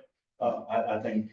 And so that's some of the reports you see here, and we're documenting those, but I don't want to put them on the report and just blast everybody's business out there. So those are a lot of things we do. Those contacts, follow-up, and warnings, 4 of those. So out of the 8, go back and tell people 4 times, hey, you know, you didn't do this, you didn't take care of that. And then the properties walk, we're doing a lot of different things with the RVs and stuff. We're doing a plotting. We're going to plot every single RV that's in this city, every single one of them. And so we'll have a list, and then we're going to break that list down. And so we'll be able to filter through it and say, hey, this one's in this particular area, this one's in this particular zone, and so forth. So we'll know what they are. Is there any kind of power hooked up to this one? Is there anything hooked up to this one? So we're going to document every single last RV, motorhome, whatever you're going to say, that's in the city. The report. If you notice, the RV at Ann Warren's house is gone. Yeah. So they're very effective. Don't look at me, man. I got nothing to do with it. I just wanted to also mention on the RVs, what they're helping us with too is identifying who has an RV in the 100-year floodplain and asking them to come to City Hall and register that vehicle. So that if there was a flood, we can get out there and ask them to go to higher What ground. about the floodway? Well, the floodway would be absolutely, they'd have to have a vehicle that we would know, say like at my house, I would ask you to move my vehicle, or you don't keep yours right there like we do, but you'd have to have somebody that if you weren't home, could that other person be notified to move it? Well, I'm talking about the ones that are above phase 1. There's a couple, they're right at the floodway. Yeah, They're left unoccupied. I don't know what the status is on those. They're working on with it. those folks. Because that could be a potential disaster, as you will. Correct. Okay. I'll look at that. The hanger notices for code violations, there's people we can't make contact with, so we see the notice at their door. And then code enforcement training, James went to it last month, a training, it's a virtual training, and I'm gonna go to it this month, that same training. And still will be prepared for anything. And I'm working on, getting with the city of Seguin with their code enforcement officer and just getting their processes so that we're sort of mirroring another big city's processes, so that we won't be left behind. One thing I noticed today, it looks like TxDOT painted the crosswalk on Fannin Street going across there. It's painted white. I didn't see that. So I just saw that too. Yeah, that's that. I saw that. Yeah. I also wanted to give the chief kudos. He's almost done with his police manual. It's about that thick. What's the latest with the through truck traffic on Berlin? All we do is put the signs up. We're gonna get the signs. up. Okay, what about the stop sign there at Northwest River Road in Quail Run? I don't have any update on that. That's a part of the development. Yeah, that's all part of what we were talking You know, about. I mean, I know it's not your department, but they're really tearing that road up on that corner. Those trucks are Yeah. just obliterating that road. Yes. Well, Oh, it'll get when they. excuse me, Okay. guys. Hey, Mike, on that, not to confuse some of the signage projects we've been working in the cities. We have the engine brake ordinance now in effect, and the signs are up on the entry points to the city. Good. Now, Excellent. I'll put it on my calendar for this coming week to have those signs coordinated on Quail Run. That has not been established yet, but please expect that within this month or early next Thank month. you, Adrian. I appreciate that, because they are tearing that road up. Chief, Yes, ma'am. if somebody had to get in contact with the code enforcer, how would they contact them? They call up here to the city and we have a number back there and they can get us in touch with them, or they can send an email. Any of the city email? Yes, city email. Is it on our website? I I don't the answer to know. that. But he has a city email. I would like to, I was gonna get with Adrian at some point in time. He has his personal personally email. What I'd like to do is the same way I have one such chief so that anyone can send me an email. Uh-huh. So anyone right now with code enforcement issues, if they want to send it to me, send it to my email, that's chief@martindale.texas.gov. But he does have one. But yes, he has his He a personal one. city- I would like to say one for code enforcement. No, he has a city email. Right, he has one just with his name, J. Lee Al. Yeah. Busted it out. But, yeah, he has, his own Uh-huh. email. So then he has his own email. He's able to be reached here at the city. But what Correct. days is he here? It varies. He comes on Mondays, he comes on Fridays. Sometimes he'll be here on a Wednesday, but Uh-huh. he's only part-time, so he only, he just varies his days. Okay. He lets me know in advance, but, his days vary. I know he'll be here next Monday. Thanks, chief. Appreciate it. Thank you. Thank you. Thanks for keeping us safe. Okay, Adrian, update on the election. Adrian? Hey, hi, sorry, couldn't get to the mic. Anyways, yes, so hi everyone. As many of you know, the election period for submitting your place on the ballot is ending. The deadline is tomorrow at 5 p.m. After that, I cannot accept your application. But if there's any concerns or questions about the ballot forms or the forms to be on the ballot, just please let me know. As for those in the public who are also interested, my email is aflores@martindale.texas.gov, or you can come by city offices and we can help and assist you with that. But again, please, for those interested in running for city council, again, tomorrow's the last day, February 16th at 5 p.m. Determinations will be made by February 23rd by 5 p.m. So a week's time, you hear whether your application was approved or denied, based on the qualifications and to be on city council for Martindale. Is there any questions from council on that subject, or? Adrian, is it based on qualifications or on the accurate filling out the application correctly? I wouldn't say that as qualifications. Oh, because you said qualifications, so that's why I was Right. asking. So when I say qualifications, it'd be, say you only lived in Texas for 2 months now and you want to be on city council. Mhm. You have to live in Texas for 3 years, and I believe more than 1 year to run for public office. So that would be a qualifying point. Another one would be you have to be up to date with your taxes. You cannot be behind your taxes for those who do own property in Martindale to run for city council. Those are just some of the off the top of my head details to qualify to be on city council. Is that only property taxes only in Martindale, or is that statewide? To my knowledge, is just in here in Martindale or the county, Okay. I guess. County. What the county does, they send me a Okay, report yeah, of, right, Delinquent. right. Thank you, Adrian. Mhm. Thank you. Uh-huh. So tomorrow at 5 p.m. is the deadline. If there's anybody else who's thinking about running, nobody, Oh, look at us, we're. be sure and let them know. Okay, so we're gonna move on to 3.1.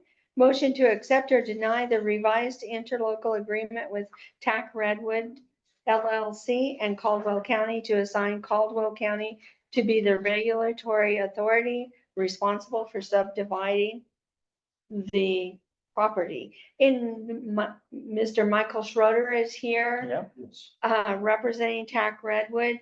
And we had this a month ago and we forgot to put it on the last city council agenda, so I apologize. So we did go back and we talked to the engineer for the Caldwell County. I'm trying to remember his name, Tracy Brett. Tracy. Tracy Bratton. And we talked to Tracy Bratton, and Michael was at the meeting. And also our commissioner, Ed Thuriot, was there. And so in the packet was the resolution, and I've given it to our attorney.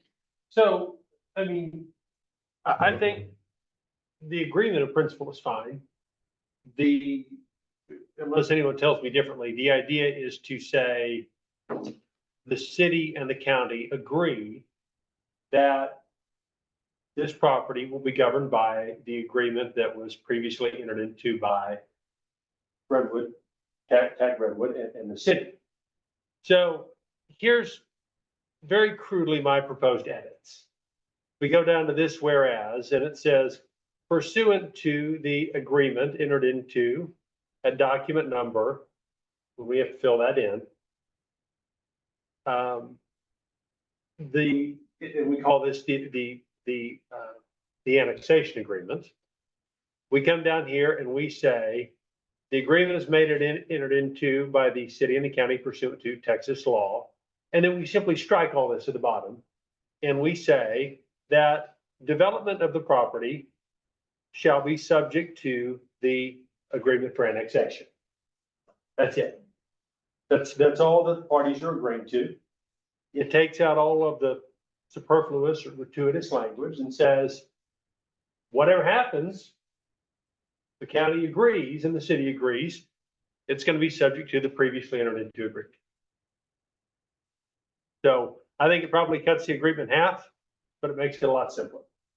And I think that accomplishes the goal. There's no uncertainty, there's no ambiguity, there's no potential for any conflict. And I think that's the best way to do it.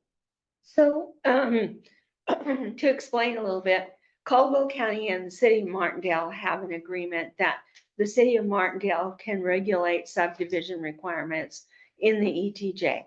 So the Caldwell County is asking that we clarify that we're not going to come back and say that we want to have the right to regulate the subdivision, because we said that we were going to let the county do that when we added them to our ETJ. So we're just honoring that agreement that we had already passed. So the first agreement that was passed, we basically gave away our inherent. We gave away whatever the agreement says we gave away.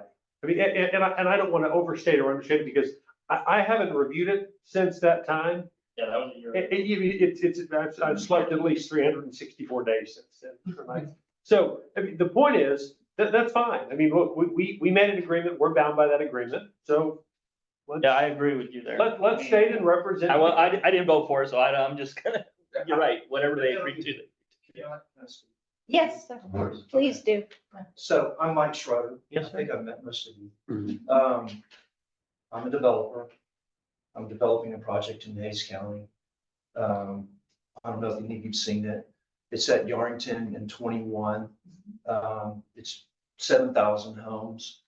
It's a big project, same ownership, and that property is the same ownership in this property here.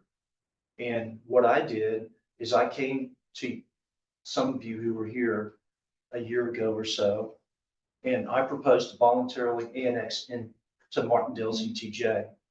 And the one condition I had was that the rules that would govern this property for development purposes would be Caldwell County. And so nothing's changed. Yeah. I'm moving forward. What this agreement, the impetus behind this agreement is, it's not what the agreement said, the annexation agreement. It's very clear, and I'm going to annex this after it's developed. I'm paying for everything. But what it didn't say is that the application process would be handled by Caldwell County. So all this interlocal agreement is It's at the request of Caldwell County. Yeah, not you, yeah. It's not me. It's them saying, okay, Mike, you're gonna annex into Martindale after you develop the project, and we're gonna apply our rules. All we want to know is, that's an agreement between you and Martindale. We want the same acknowledgement from Martindale back to us. And so the things that you didn't mention in your comments, Kent, I think, Yes, sir. are, in that interlocal agreement, it puts the responsibility of having engineers review my plans and approve my project on Caldwell County. Otherwise, there is, well, who's going to review it, who's going to do it? I mean, you would think that it's very clear that it's Caldwell County, but they're asking for this confirmation from you, which says they are going to be the ones, it's their rules, they're going to be approving it. That's why they've asked. And your thought is that the original agreement doesn't clearly define that.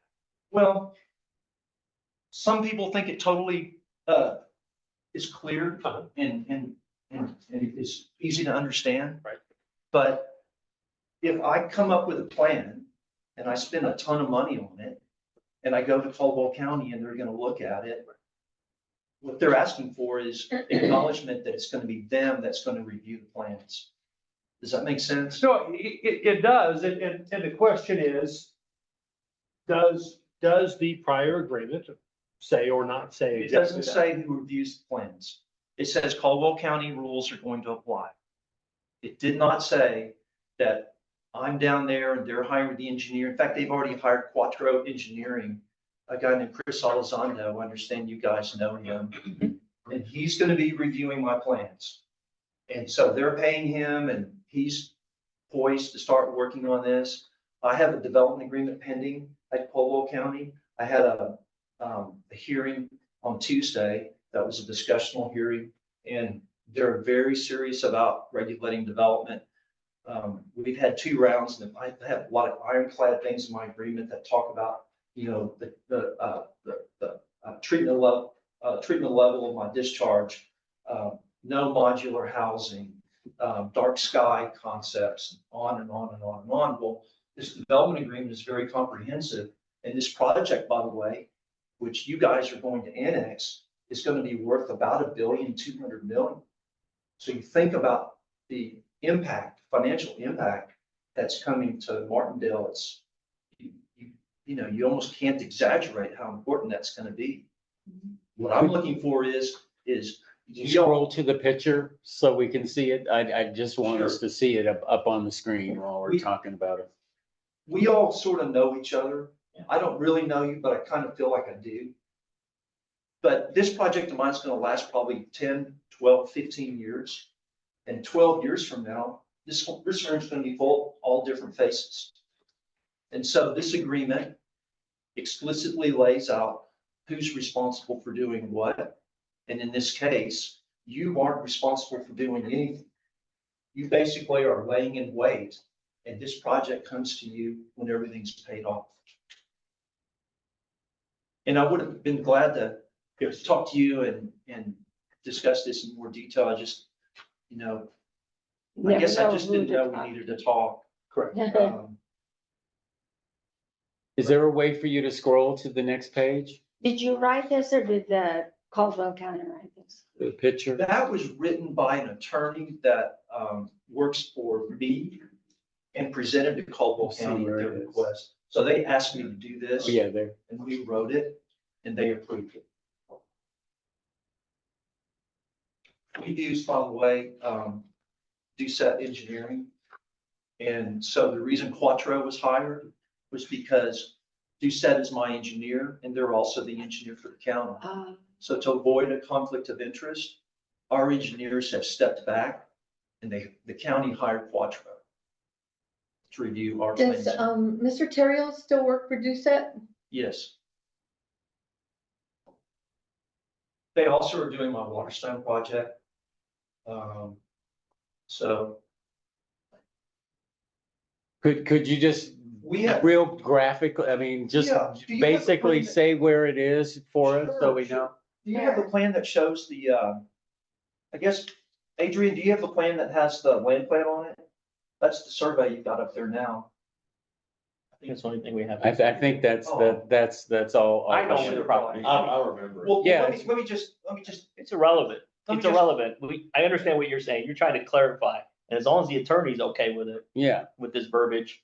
I mean, look, if, I'm not going to say tonight that I can give it a stamp of approval, because ultimately, I haven't been asked to compare and contrast the prior agreement with this agreement. So, I mean, I would be fine with including language that says that the prior agreement shall govern development with Caldwell County reviewing all plans submitted, and then including language that says, in the event that this interlocal agreement conflicts with the prior development agreement, the prior development agreement shall control. I mean, we can carve this stuff out. I can do things that will work in terms of an interlocal agreement. But I mean, it's all gonna come back to the idea that, and look, I get it. I think it's fair to say everyone in this room understands that under the prior agreement, and I'm paraphrasing, the city said, Caldwell County, you're in control. And if we need to say, Caldwell County, you're reviewing plans because you need us to say that, okay, that's fine. We can say that. But that's about as far as I'm willing to go. That's basically what the agreement says. I mean, I've looked at it really carefully. There's nothing in there that doesn't say that. That's all we're seeking. This is really just laying out a roadmap for a project that's gonna have lots and lots of plans. We've got, by the way, just to fill everyone in, we've got 2,600 lots. I've got 2 amenity centers. I've got about 80 acres of parkland, and we're on Lake Martindale. And what we're doing is we're calling this project Lakeshore. And we have it set up so that the homes have views of the lake. We have lots of public land and like a sort of a marina for stand-up paddle boards and, you know, people who want to canoe and be on the lake. It's going to be a really nice project. I think it's maybe 5 miles from here or something like that. If you know where Lake Martindale is, you know where my property is. I kind of back up to the Turner Crest Ranch, and I have frontage on 142, and I have frontage on Railroad. Yeah, we talked about over there. Yeah, and it's pretty. It's got hills on it. You know, it's nice. And So are you uncomfortable with saying the prior agreement controls with Caldwell County reviewing? well, I'm not an attorney, so I guess my answer to you would be is that really kind of checks the boxes. Okay. I don't know why, you know, if there's something in there you're uncomfortable with and you want to change, you know, this is not an agreement with me, by the way, it's with Caldwell County. Sure. And I think they feel like they enjoy a good relationship with you.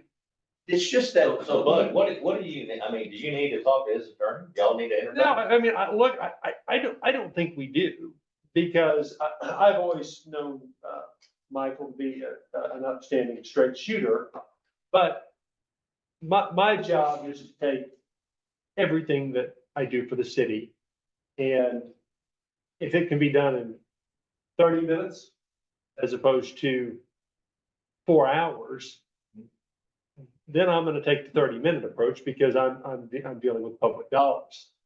And while I have no doubt that Michael has hired very capable and qualified counsel to assist with this and to meet the demands that Caldwell County has placed on him, this nonetheless gives me the opportunity, if I so take it, to pull the previous agreement, review the previous agreement, compare it with this. When the easy short circuit way for me to do this to save public dollars is to simply say, Caldwell County, take a look at the prior agreement. That controls, and if plans are reviewed, you're reviewing. So this is. So let me just put this straight. Yeah. So the problem is the verbiage between his attorney and you. Y'all need to communicate the exact verbiage of the interlocal agreement along with Caldwell County. I don't think we need to. And the reason I say we don't need to is because if in fact the spirit and intent of this interlocal agreement is to is to have us put in writing to Caldwell County that the prior agreement controls. Well, that's what I'm saying. We put in writing here, Caldwell County and Martindale agree, the prior agreement controls. Unfortunately, Michael said there's one thing that's missing Yeah. in that. And in addition to that, we represent within this agreement, everything is reviewed by Caldwell County.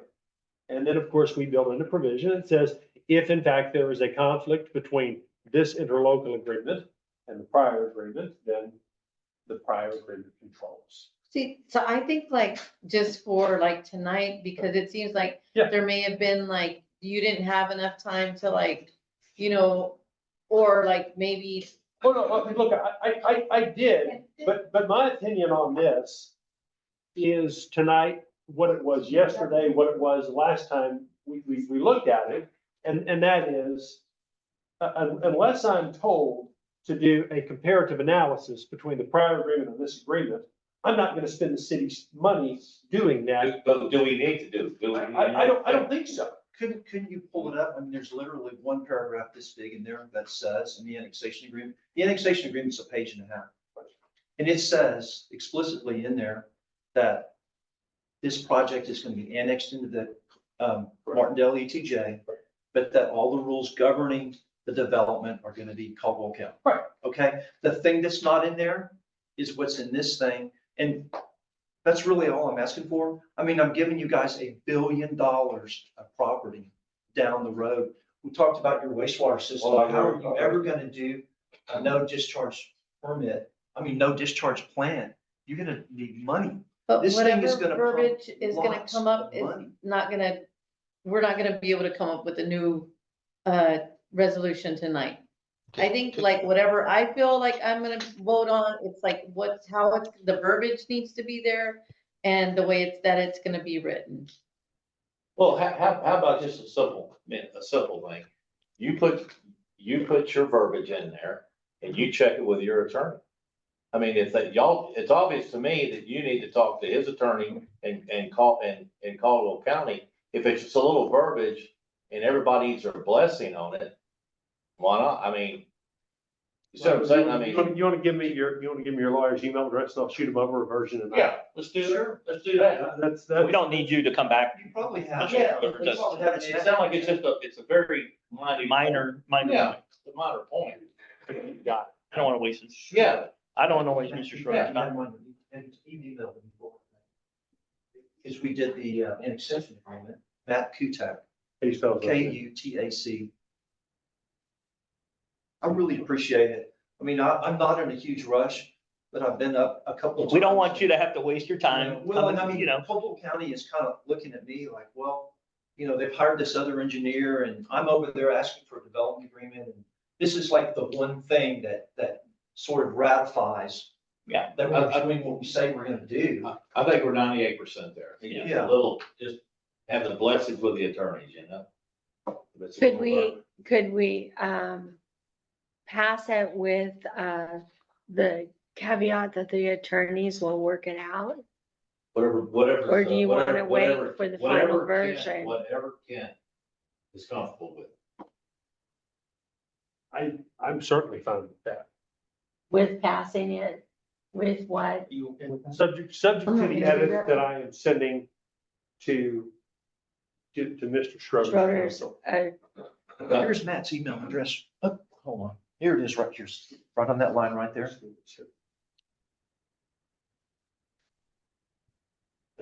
And I'm gonna do this right now, and then I'll email him, and then would you like me to copy you on that, so you've got it as Sure. well? Okay. It's Mike@schroedercompany.net.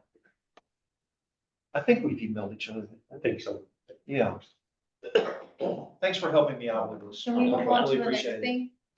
Well, if we want to go ahead and pass that, I need a motion. Do we want to go ahead and pass it, letting our attorney work, through what the, interlocal cooperative agreement would be with the edits that he's making? Again, I don't have a problem with that. If he doesn't, I know. Can you make a motion? I'll make a motion. So I got this right. I'll make a motion. Let's see, get my Yeah, well, I got my glasses. Put it up there with the resolution in. Adrian?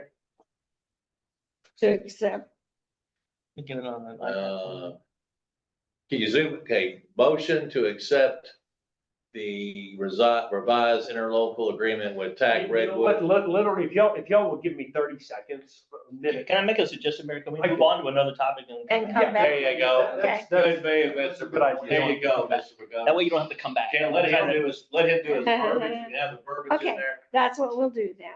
put the verbiage in there, I'll make a motion. Okay, so moving on to 3.2. We have another resolution and there's a presentation by Langford on this one.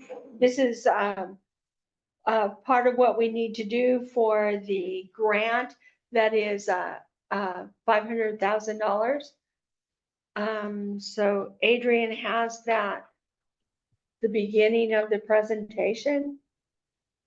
Right, I could speak on this. Section 3 of the United States Housing Urban Development, I believe is the department's name. So this is for that wastewater plant, wastewater improvements that we're working with GLO, I'm sorry, Texas Department of Agriculture for our sewer improvements on our current Crockett lift station and expanding the permit for our for our lagoon system treatment plant. We are required to disclose this to city council and the public that will be adhering to Article 1024, Section 3 of the HUD. Right, United States Housing and Urban Development. So Article 3, what it really is that the city would commit to hiring disadvantaged people or businesses if the opportunity presents itself. It is to support low and very low income persons. Section 3 businesses are businesses that have a majority of low income employees for the most part. So during the bidding process, we'd be disclosing that we'll be favoring people who are qualified under Section 3. Here's a definition for a Section 3 business. If it is owned by a low income person, is owned by a Section 8 assisted housing resident, or 75% of the people who work for the Section 3 business has that low income status. Now, we've already contracted services from Langford for the grant administration, and engineering services were performed by Freeland and Turk. Now for materials and construction, we'll be seeking out bids, and this is where that Section 3 applies. If anybody in the audience is interested, they could reach out to the city or register themselves as a Section 3 worker or business to get that priority on some of this government contracting. Oh, and also might own, it addresses minority women-owned businesses. It is a way to promote inclusivity to disadvantaged and minorities in the country. Here is our Section 3 map for this region. We would be seeking or soliciting bids from this blue region highlighted from that Langford provided us. As far as the record keeping goes, Langford would be managing a lot of the hours worked that need to be reported to HUD. And they've been pretty good about that for our most recent projects. And these are the amendments of that's HUD and policies that the Texas Community Development Block Grant requires. If there's any questions on that, feel free to ask me now, or if I don't have an answer for you right now, I could always follow up in an email or at the next city council meeting. One of the big things about today is that we do have a resolution to amend some of the resolution to approve the signatories for this program that we're pursuing for that wastewater improvements, or minor improvements, if you will, in the grand scheme of things. One of the issues we ran into last time was the mayor was named as the only signatory, but now we're including mayor pro tem, city manager, city secretary, and city council to also be signatories of grant paperwork, signing checks for the grant or approvals documents. It would be the mayor, mayor pro tem, city manager, city secretary, would sign on one side of the check or form, and to countersign that, it would be the mayor pro tem, city manager, city secretary, or city council member. So So on the city manager, that should be changed to city administrator. Right, this is the default language that was provided from the state, but we could always amend it to city manager. City administrator. So if there's any questions about the section 3 or the resolution. So are you saying then that the workers that are gonna perform the work on the lift station and the sewer treatment plant preferably or only exclusively will live in that area in gray to be considered a section 3 worker? It's preference, because there's still a basis of qualifications in the submittal of qualifications in the bid process. Say they don't have the equipment or the experience to someone else, then we would select them over. We'll select a more qualified person for the job, but in the sheet rating that we've done in the past, say the very qualified person is not qualified under the section 3, they will lose points but the other person who is a section 3 business person or worker would have points of benefiting towards their favor to get awarded the contract. So all this bidding process is based on a rating system, and being a section 3 entity would give you points on that rating system. It means we're gonna make an effort Yeah. to hire low income people. That's good. Low income and minority,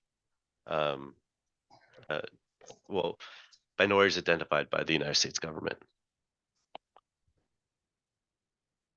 All right, so we need to make a resolution.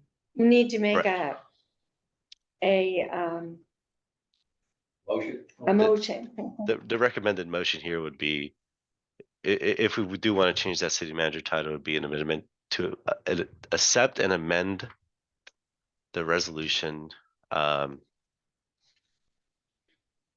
amending the language of city manager to city administrator, but also approving that said resolution.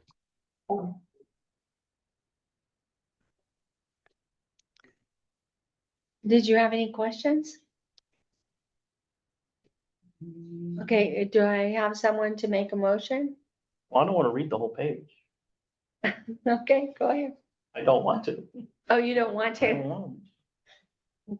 I leave that to the, Oh, no, you don't have to I leave read that to the whole resolution specialist. thing. You just make a motion to pass the resolution with the one correction. Most experience. It is number, that's 24. 02-15. So I make a motion to accept resolution 2024-02-15, the signatory amendment to TDA CDBG program submission. Okay, so I have a motion. Do I have a second? Second. Okay, so I have a motion and a second. Is there any more discussion? We have to make an amendment to the administrative words.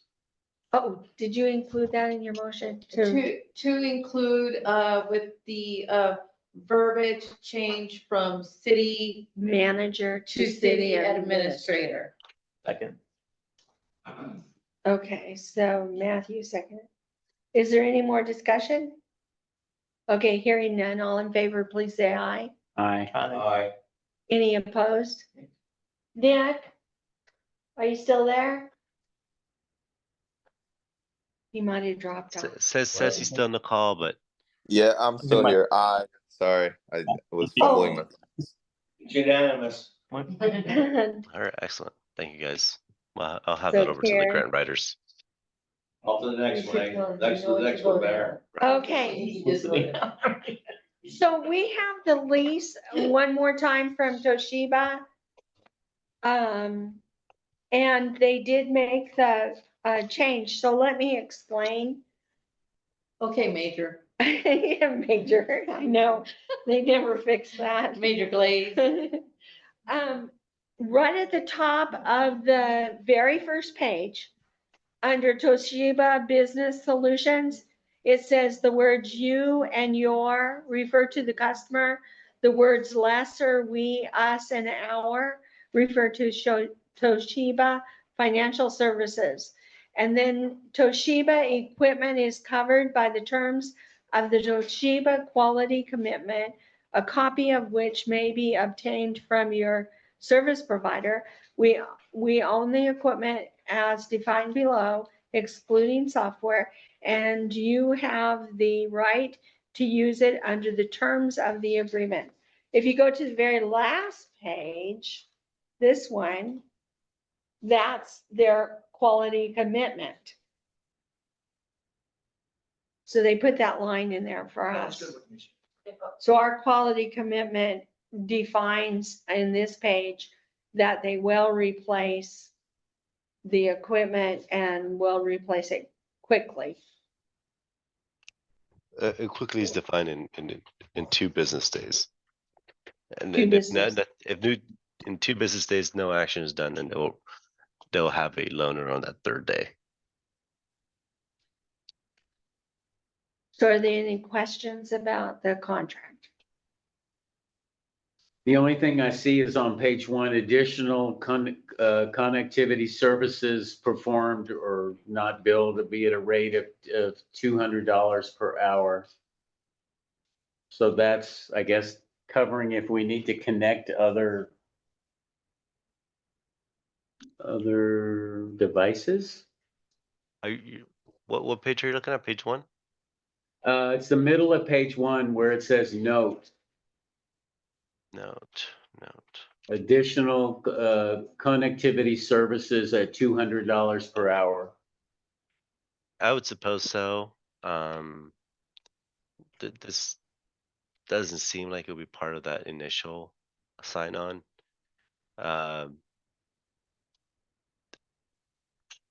It would probably be, like you said, if we wanted to suddenly, we like your device so much that we want to add another one, it would probably add an additional $200 per hour just to make that happen. We're picking So- option A. So again, any additional connectivity services performed not specified above will be billed at 200. So almost any specialty request that we have them do, their base rate will be that $200 per hour. But that's, I just had this pointed out to me that note is in option B, maybe, and not in option A, which you got the checkbox on option A. Right. Okay. So anything that's not mentioned in here beyond that, if we want them to install special software for us, and they'll agree to do it just at that $200 rate. Adrian, my question, Yes, Mike. this is a good deal for the city, Mayor? I believe so, and because we're such a small space, everybody has their own copier. There's different ink cartridges to the different, machines, pretty much. And if we do just have one big machine, this one also will fold and staple. The clerks spend a lot of time, folding all the stuff that has to go into the So it'll billing. save time. It would save time. We wouldn't have that ugly blue mark that we have. I mean, we've got equipment very old Yeah. that needs replacing anyway. So, Adrian, what's your opinion on this? As the mayor mentioned, we lose a lot of staff time and it creates a lot of stress for the front desk, especially during these dates exactly where we need to put certain information in the newsletter, but in the utility bills, the newsletter, flyers. We can make these decisions with much more ease because we're not having to face to distract our clerk staff with about 6 to 8 hours of labor. Okay, so That on its own saves them a lot of time. Aside from that, something that I did require or did inquire from the service providers was that they had software for searchable PDFs. So they would, any scans that we make would be filtered through a program with searchable language. The benefit to that, the great benefit to that, it really incentivizes and closes the gap for our record management. While we scan a document into our server, it will make it a lot easy. It will make finding that document a lot more easy for staff. Especially if you scan something a month ago, you can't find it, it'll come up. It closes a lot of the deficiencies we have in the office. An additional benefit to this is the service that they will provide for repairing the devices. Currently we had to, for instance, some of the other printers and scanners in the office had to be contracted out to someone who's not familiar with our system and comes at a pretty hefty price. Having that service fee for repairs nulled and just at a monthly basis does save the city a pretty Okay. sizable amount of money. How old are printers? Yeah, how old are the printers? Doesn't matter. It's about these 10, printers that we have, 10 to yeah, 12 about years. 10 Okay, years. I'll make a motion to accept the lease agreement from Toshiba for printing service. Thank you. Do we have a second? I'll second that. Okay, we have a motion and a second. Discussion. Do we have any more discussion? Lots more discussion. So then, on here, I see that the payment includes 0 color images per month, and the color images are gonna be how much per copy? Oh, It's 4.6 Adrian, cents. Adrian, Hi, sorry, I was I'm coughing in sorry. the back. It's okay. Oh, Uh, this contract does say 0 color. I know Yep. we had oh, negotiated. yes. This is wrong. So no. They didn't agree to pay for the color. They agreed to pay for, if I remember correctly, the first 2,500 black pages, black ink pages. So we found that that's saves us about half of our monthly printing. We often print about almost, I would say, 80 pages in color a month. We don't really print that much, but the burden's in the city to pay for its own color cartridges. But they would And then I know, like- replace those black cartridges, and there's a notification system where the city's not going to have to order its own supplies. Someone from Toshiba will come by our offices and replenish the cartridge for us as part of their regular maintenance. So they're gonna replenish the color cartridges. No, I believe that's out for the city to purchase, but I could double check with the vendor. Okay, and then, I know that the library had a contract with Toshiba and that, ended because of some issues that they were having and that their experience was not very well with their services. So that was just like a citizen concern I wanted to bring up, but then also like the color copies, you know, are also concerning because it, you know, like I said, it has 0. And then if you do color, you're, not only are you gonna be paying for the ink, you're also paying for the images, correct? Cause that's what it states on here. Could you clarify the last detail about not just ink and the images? Okay, To me, so they're one the- and the same. The city is gonna have to buy the ink, correct? The color ink. And then on here, it says, color images per month, excess images at the 0.04620 per color image. No, this is I can clarify. I think, on that. Okay. So that's, they call it click charge. Okay, so every time you do color, they're gonna charge you 4.62 cents, Uh-huh. okay?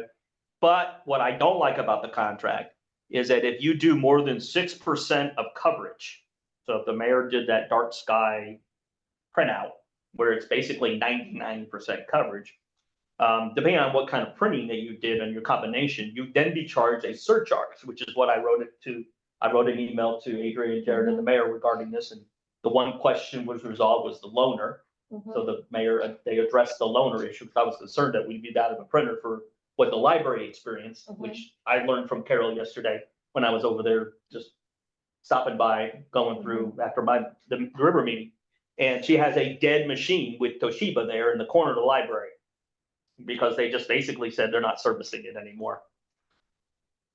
And they basically had a very, very, very bad taste in their mouth with regard to the relationship with Toshiba. So I'm very concerned that we're putting ourselves in a relationship with someone who's clearly not been nice to our neighbor. And here we are signing the document that I'm 100% that I trust them at this point. So- They're gonna tick off the library. And then it's just like the, you know, like the correction. So on a binding contract, I think like at least the title would be correct. And if it was brought to their attention that the title of our mayor, Catherine Glaze, is actually the mayor, that they would at least correct the title to state mayor. Major. Was there is there any way we could put your concerns in the contract? But no, I mean, is there anything we can do? These are standard boilerplate contracts. My concern is, when I met with them, is that they have a tendency, you know, they walked away from their contract. I didn't know about that. I just found out about it yesterday afternoon, after the river meeting. I went over Well- there. Matthew, would you be willing to help find a machine and a contract that Absolutely, would benefit the city? absolutely. Okay. But I was pretty much gonna agree to this until I went to the library. And I asked, what's this? Well, there is a machine in the Okay, corner. I want to rescind my motion. Sorry, We Adrian. have to vote Well, it down. I'm only confused there's- about what went wrong with the library, so we know what to look out for. They basically just refused to they refused to service the machine anymore. They abandoned their end of the contract. After how much time? It was still active. They still had a lease. They basically did not complete the lease. So But she, if that was the case, could the city just contest them? Like, hey, you're in an obligation to, as in this contract, to service this machine, and doesn't talk about any kind of decommission. They're providing the model. Now I don't know if the library's printer is their own device. Toshiba just agreed to adopt it under their wing. No. Toshiba placed that machine. Well, maybe we should table this. well, why don't we have to finish Okay. We have a Okay. motion and a Second. second. So all in favor, please say aye. All opposed, And, yeah. say nay. Nay. Nick, thank you. So there's 2 nays. 3 with him. Oh, 3. Okay, so the motion fails. So All right, I we'll need go you to back change to the the top. drawing board. Okay. So Matthew, you'll help with that, Yes. right? Okay. Okay, so let's go back to the interlocal agreement. Yeah, so I emailed it to, Adrian. Can you pull up what I emailed you, Adrian? I sure can. You just give me just a minute. Thanks, sir. Can't go. Can't go.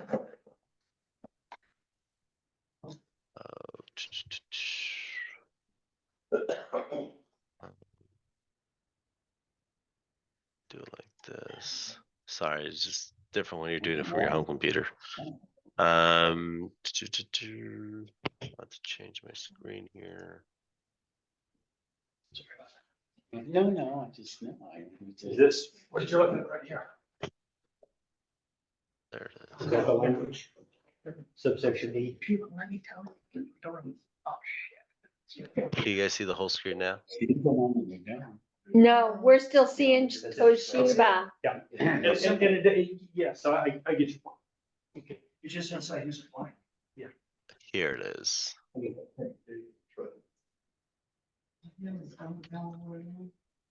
Can everybody see Thank this now? you. Yes, we can. Thank you. Oh, it's smaller. We're on 2 pages, that's all. And I'm gonna forward you something else, Adrian, so we can look at this. Sure thing.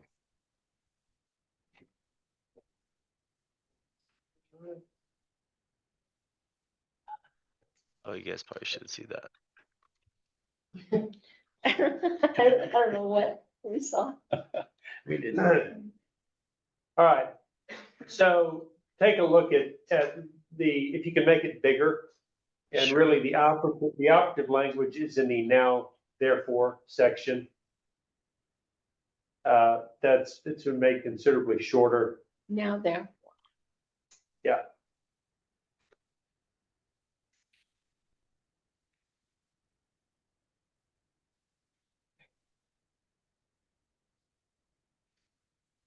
So, I mean, the language is very simple, but it says the annexation agreement controls, the new terms are review and approval of all plans shall be completed by the county.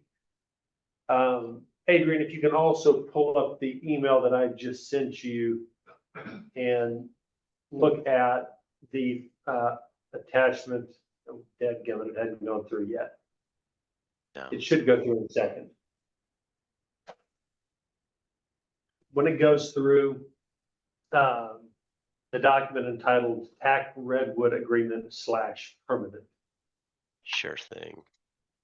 So pending, but I'll put it up as soon as I get it. There you go, went through just now. All right.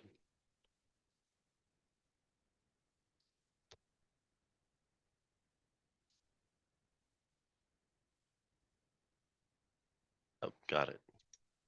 And then when you open up the one that says permanent, if you can scroll down to the bottom of page 2. They both said permanent. Uh, 05 or 22? GR 1000-2 or GR 1000-05? I think it's 22, because that's the executed version of the city. And then the other one's the Okay. ordinance, but not the agreement. Right. Do you want me to present these side by side or just the other one? No, you just pull up the other one, and then we can go back if we need to. Okay.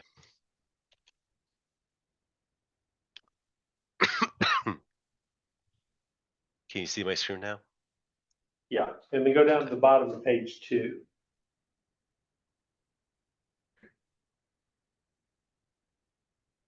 And then when you get to the bottom of page 2, scroll in on subsection E, as in eggs. And what that says is the development standards and rules of Caldwell County shall apply to the development of property and additional property. Well, and so I think that the hesitance of Caldwell County is coming in when they're looking at that saying, okay, well, the city could conceivably apply our standards.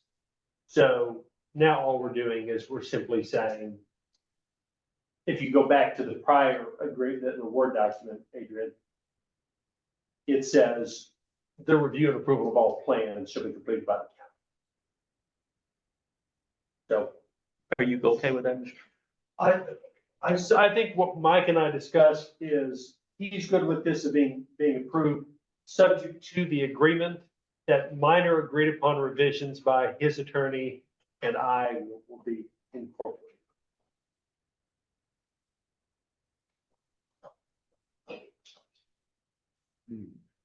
Okay. And that works for me. I don't want to wait your time anymore. I understand it's a little snafu thing, really. Okay, I make a motion to accept the revised interlocal agreement with TAC Redwood LLC in Caldwell County to assign Caldwell County to be the regulatory authority responsible for subdividing the 1 ± 1,044.73 acres of real property from TAC Redwood LLC within the Martindale ETJ with a discussion between. With the agreement that any minor agreed upon amendments by Mr. Schroeder's counsel and me will be incorporated. Okay, there we go. There's a motion. Okay, I have a motion. Do I have a second? I'll second that. Okay. So we have a motion and a second. Is there any more discussion?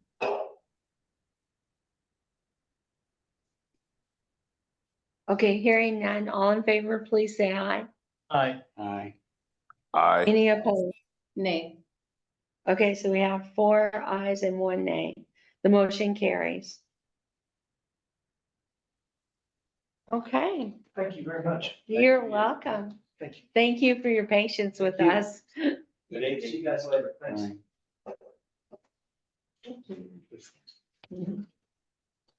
Okay, the last item on the agenda, we wanted to bring up, because it's already the middle of February, the idea about creating a park pass for people who are outside of the city limits. So right now, there's already been a few people who have come and got the new pass.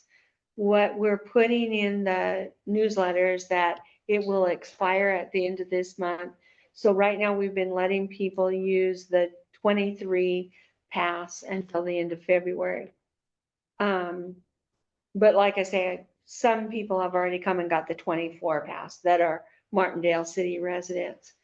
So it's up to the city council. I don't know, we've talked about creating a pass, kind of like the park passes, state park passes. Annual pass.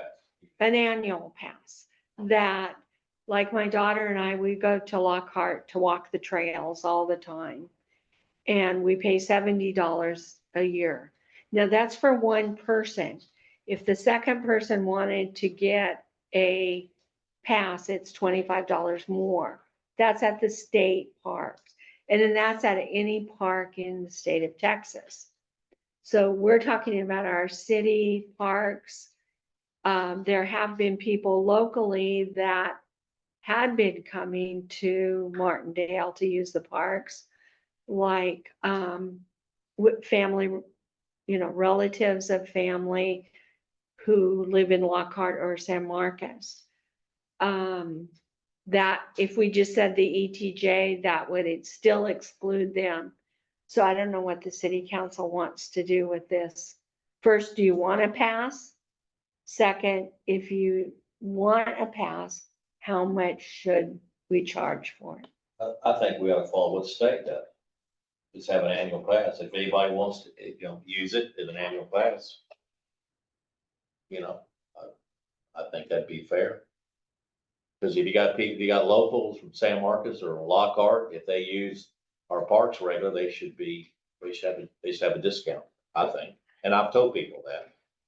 And that would be a discount. That would be, if they came 7 times, they'd break Yeah. even Yeah. at $10 for parking. I do that all the time with the state. I have an annual pass, so I think that'd be fair for the locals and for anybody that uses our parks regularly.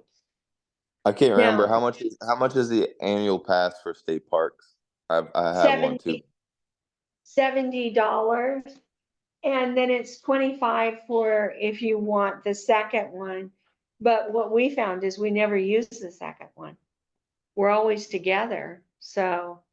How about we 70, just have a, 70 seems a little cheap or expensive just for our park, right? Or what do y'all think? I don't know, that spring-fed river is beautiful, I think It's, that would be 7 times. I think Right. $70 is fair, I think that's fair. Remember, we're doing it per, vehicle. We're not doing individual person here too. Oh, be per vehicle, it'd have to be per vehicle, that seems reasonable. Yeah. You could put 5 people in the car, Well, that's the way the state park is. It's per vehicle. so, yeah, I think 70 is fair. But I mean, like, whenever you do a state park pass, what is everything you get with the park pass? It's all part. You pay extra for swimming or golfing at Lockhart. I mean, Park. it gets you in the park. But it gets you into You all pay the parks extra. around Texas. Yes, you pay Yeah. extra for camping. Yeah, Yeah, if you're actually using the, Are we gonna start allowing camping? no, No. no, no, no. you were asking me what Yeah, you get for that. You Uh-huh. get in the park. yes. Well, the difference on the state park, You have we're all access. paying into that already Uh-huh. as residents. We're already paying into that fund. We're not getting anything from these people already as a Yeah, right. residual. We don't, So yeah, we're providing a spring-fed, beautiful swimming hole.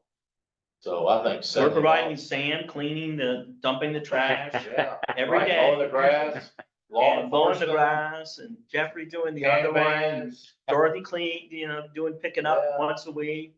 I mean, there's a lot of free work going on here. They'll come.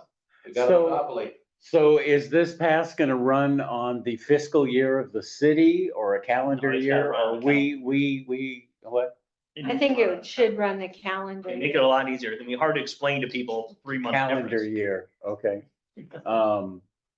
And then the towing company would just see like a different pass, like it would look different, like the ones we have now are circular or whatever. It would just have different wording because it would say, Or a different No. color. yeah, it wouldn't say residential pass, it would say Would have a year. annual pass. It would have a year on it, 2024. Yeah. Yeah, it definitely would have a year on it. Ours right now has a year on it. Be differentiated by So color. this year it's blue. So then that's for outside of the ETJ, right?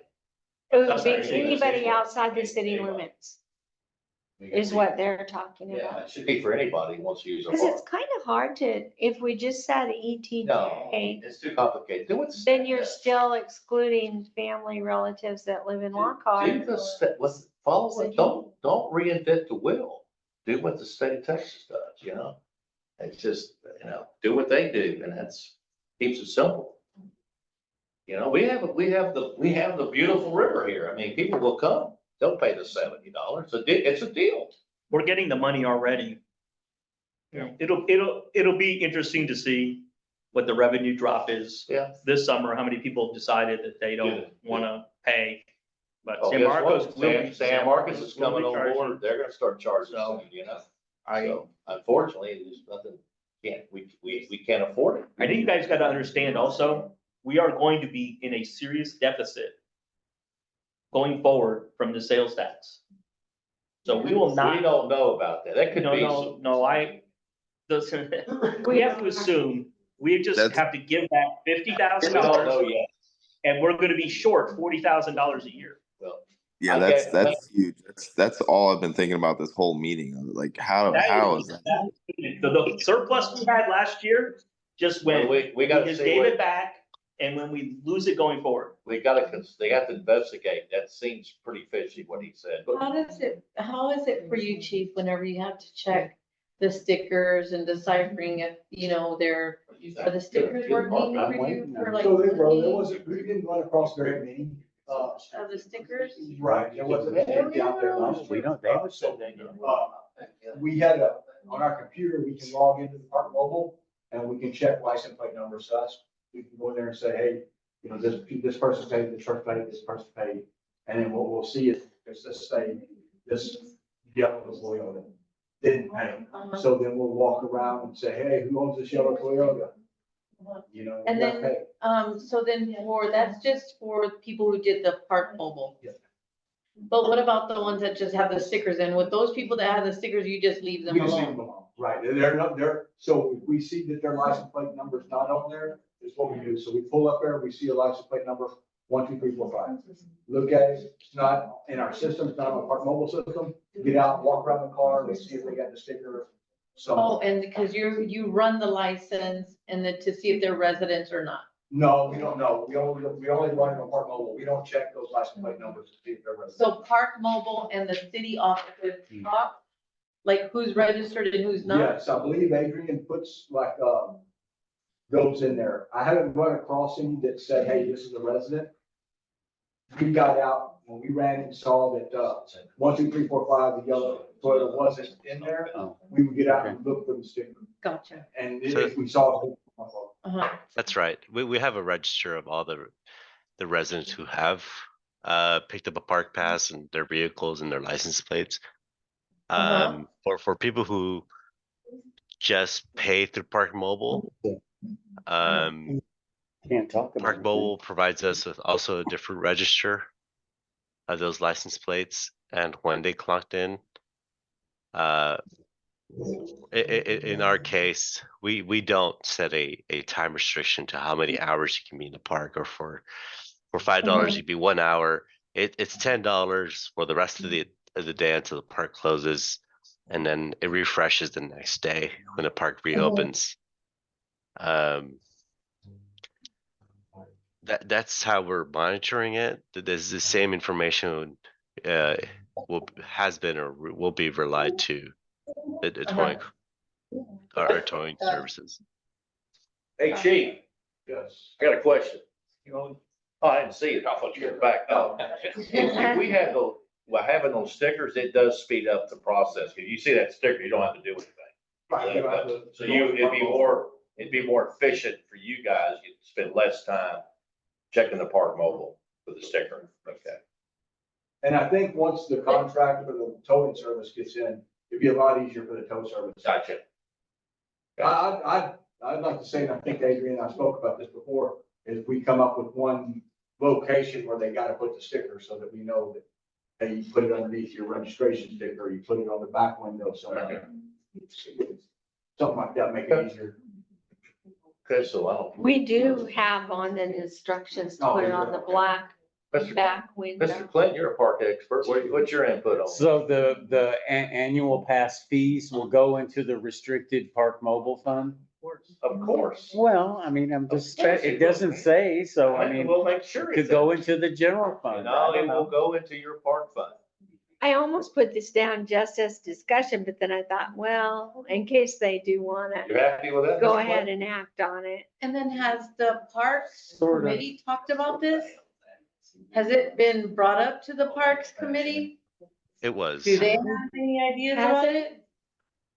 right, we April- talked about it, and it was almost inconclusive. We went through a whole roundabout of, well, all these variables, what groups should be included, whether the ETJ or not, or radius within the city. But the results of that conversation were very elaborate and inconclusive.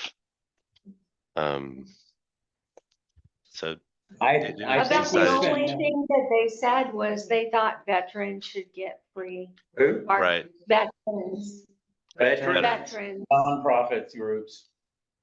Well, Well, I I think mean, it we was could got, I mean, I think you're getting a pretty good discount, $70 a year is a deal. That's what the state, Sam, are you for veterans and nonprofits? I'm always for veterans. That was for a free pass. That was for a free pass on certain, well, no, but we aren't speaking about that tonight. We're talking about annual passes. yeah. an important detail to bring up to council is we don't have a very good data set. Well, how much do we how much park visitors did we get last year? We only got to see the tail of it. If you think of a bell curve, we only saw the very end of it. Yeah. We didn't get to see the spike of the season. So that $15,000 as of December was of the downturn. It's difficult to make a rational decision without that data. April, May, June is the busiest time. So all this is just today, just to create the park pass. We're not setting the fee, we're not doing any of that. We're just saying, yeah, we'd like to create the parks pass, right? Well, we'd have to set a fee though. If we're gonna say, yes, we want one, we're gonna have to know how much we want to charge for it. Well, I think Sonny's actually on a good point, because like I said, the Parks Advisory Committee or board was pretty split about all the different variables. But if at least we get a consensus from council that yes, we would like to see some form of program for outside visitors in our park system, it gives us at least, we're not putting all this effort into something that will just be inevitably denied because it was something that the council that wasn't desiring for. But if there's a want from Yes. council to create a park pass system for those outside visitors, we can shift our We can gears just in the direction. present the idea tonight and Yeah, I'm all, I mean, it's, if you're local, I think people should be able to get an annual pass. So I want to make a motion to accept the creation of Martindale Parks Pass for visitors outside of Martindale city limits. do you want to attach a fee to that? There doesn't say that we have to attach a fee. The way that it reads is like motion to accept or deny the creation of Martindale Parks Pass for visitors outside of Martindale city limits. right. Okay. Technically, that's what it Yeah. So what you're saying is take it back to the Parks Department and make a recommendation on the fee? Is that what you're alluding to? Yeah, yeah. That's And a- then I'll second I think that there's, motion. I think I'll that's a second great, it. If you're being forward thinking, and I tell Amy this all the time, I like that you're thinking about a military discount. You be a standard setter and have a lawyer discount as well. you can do that.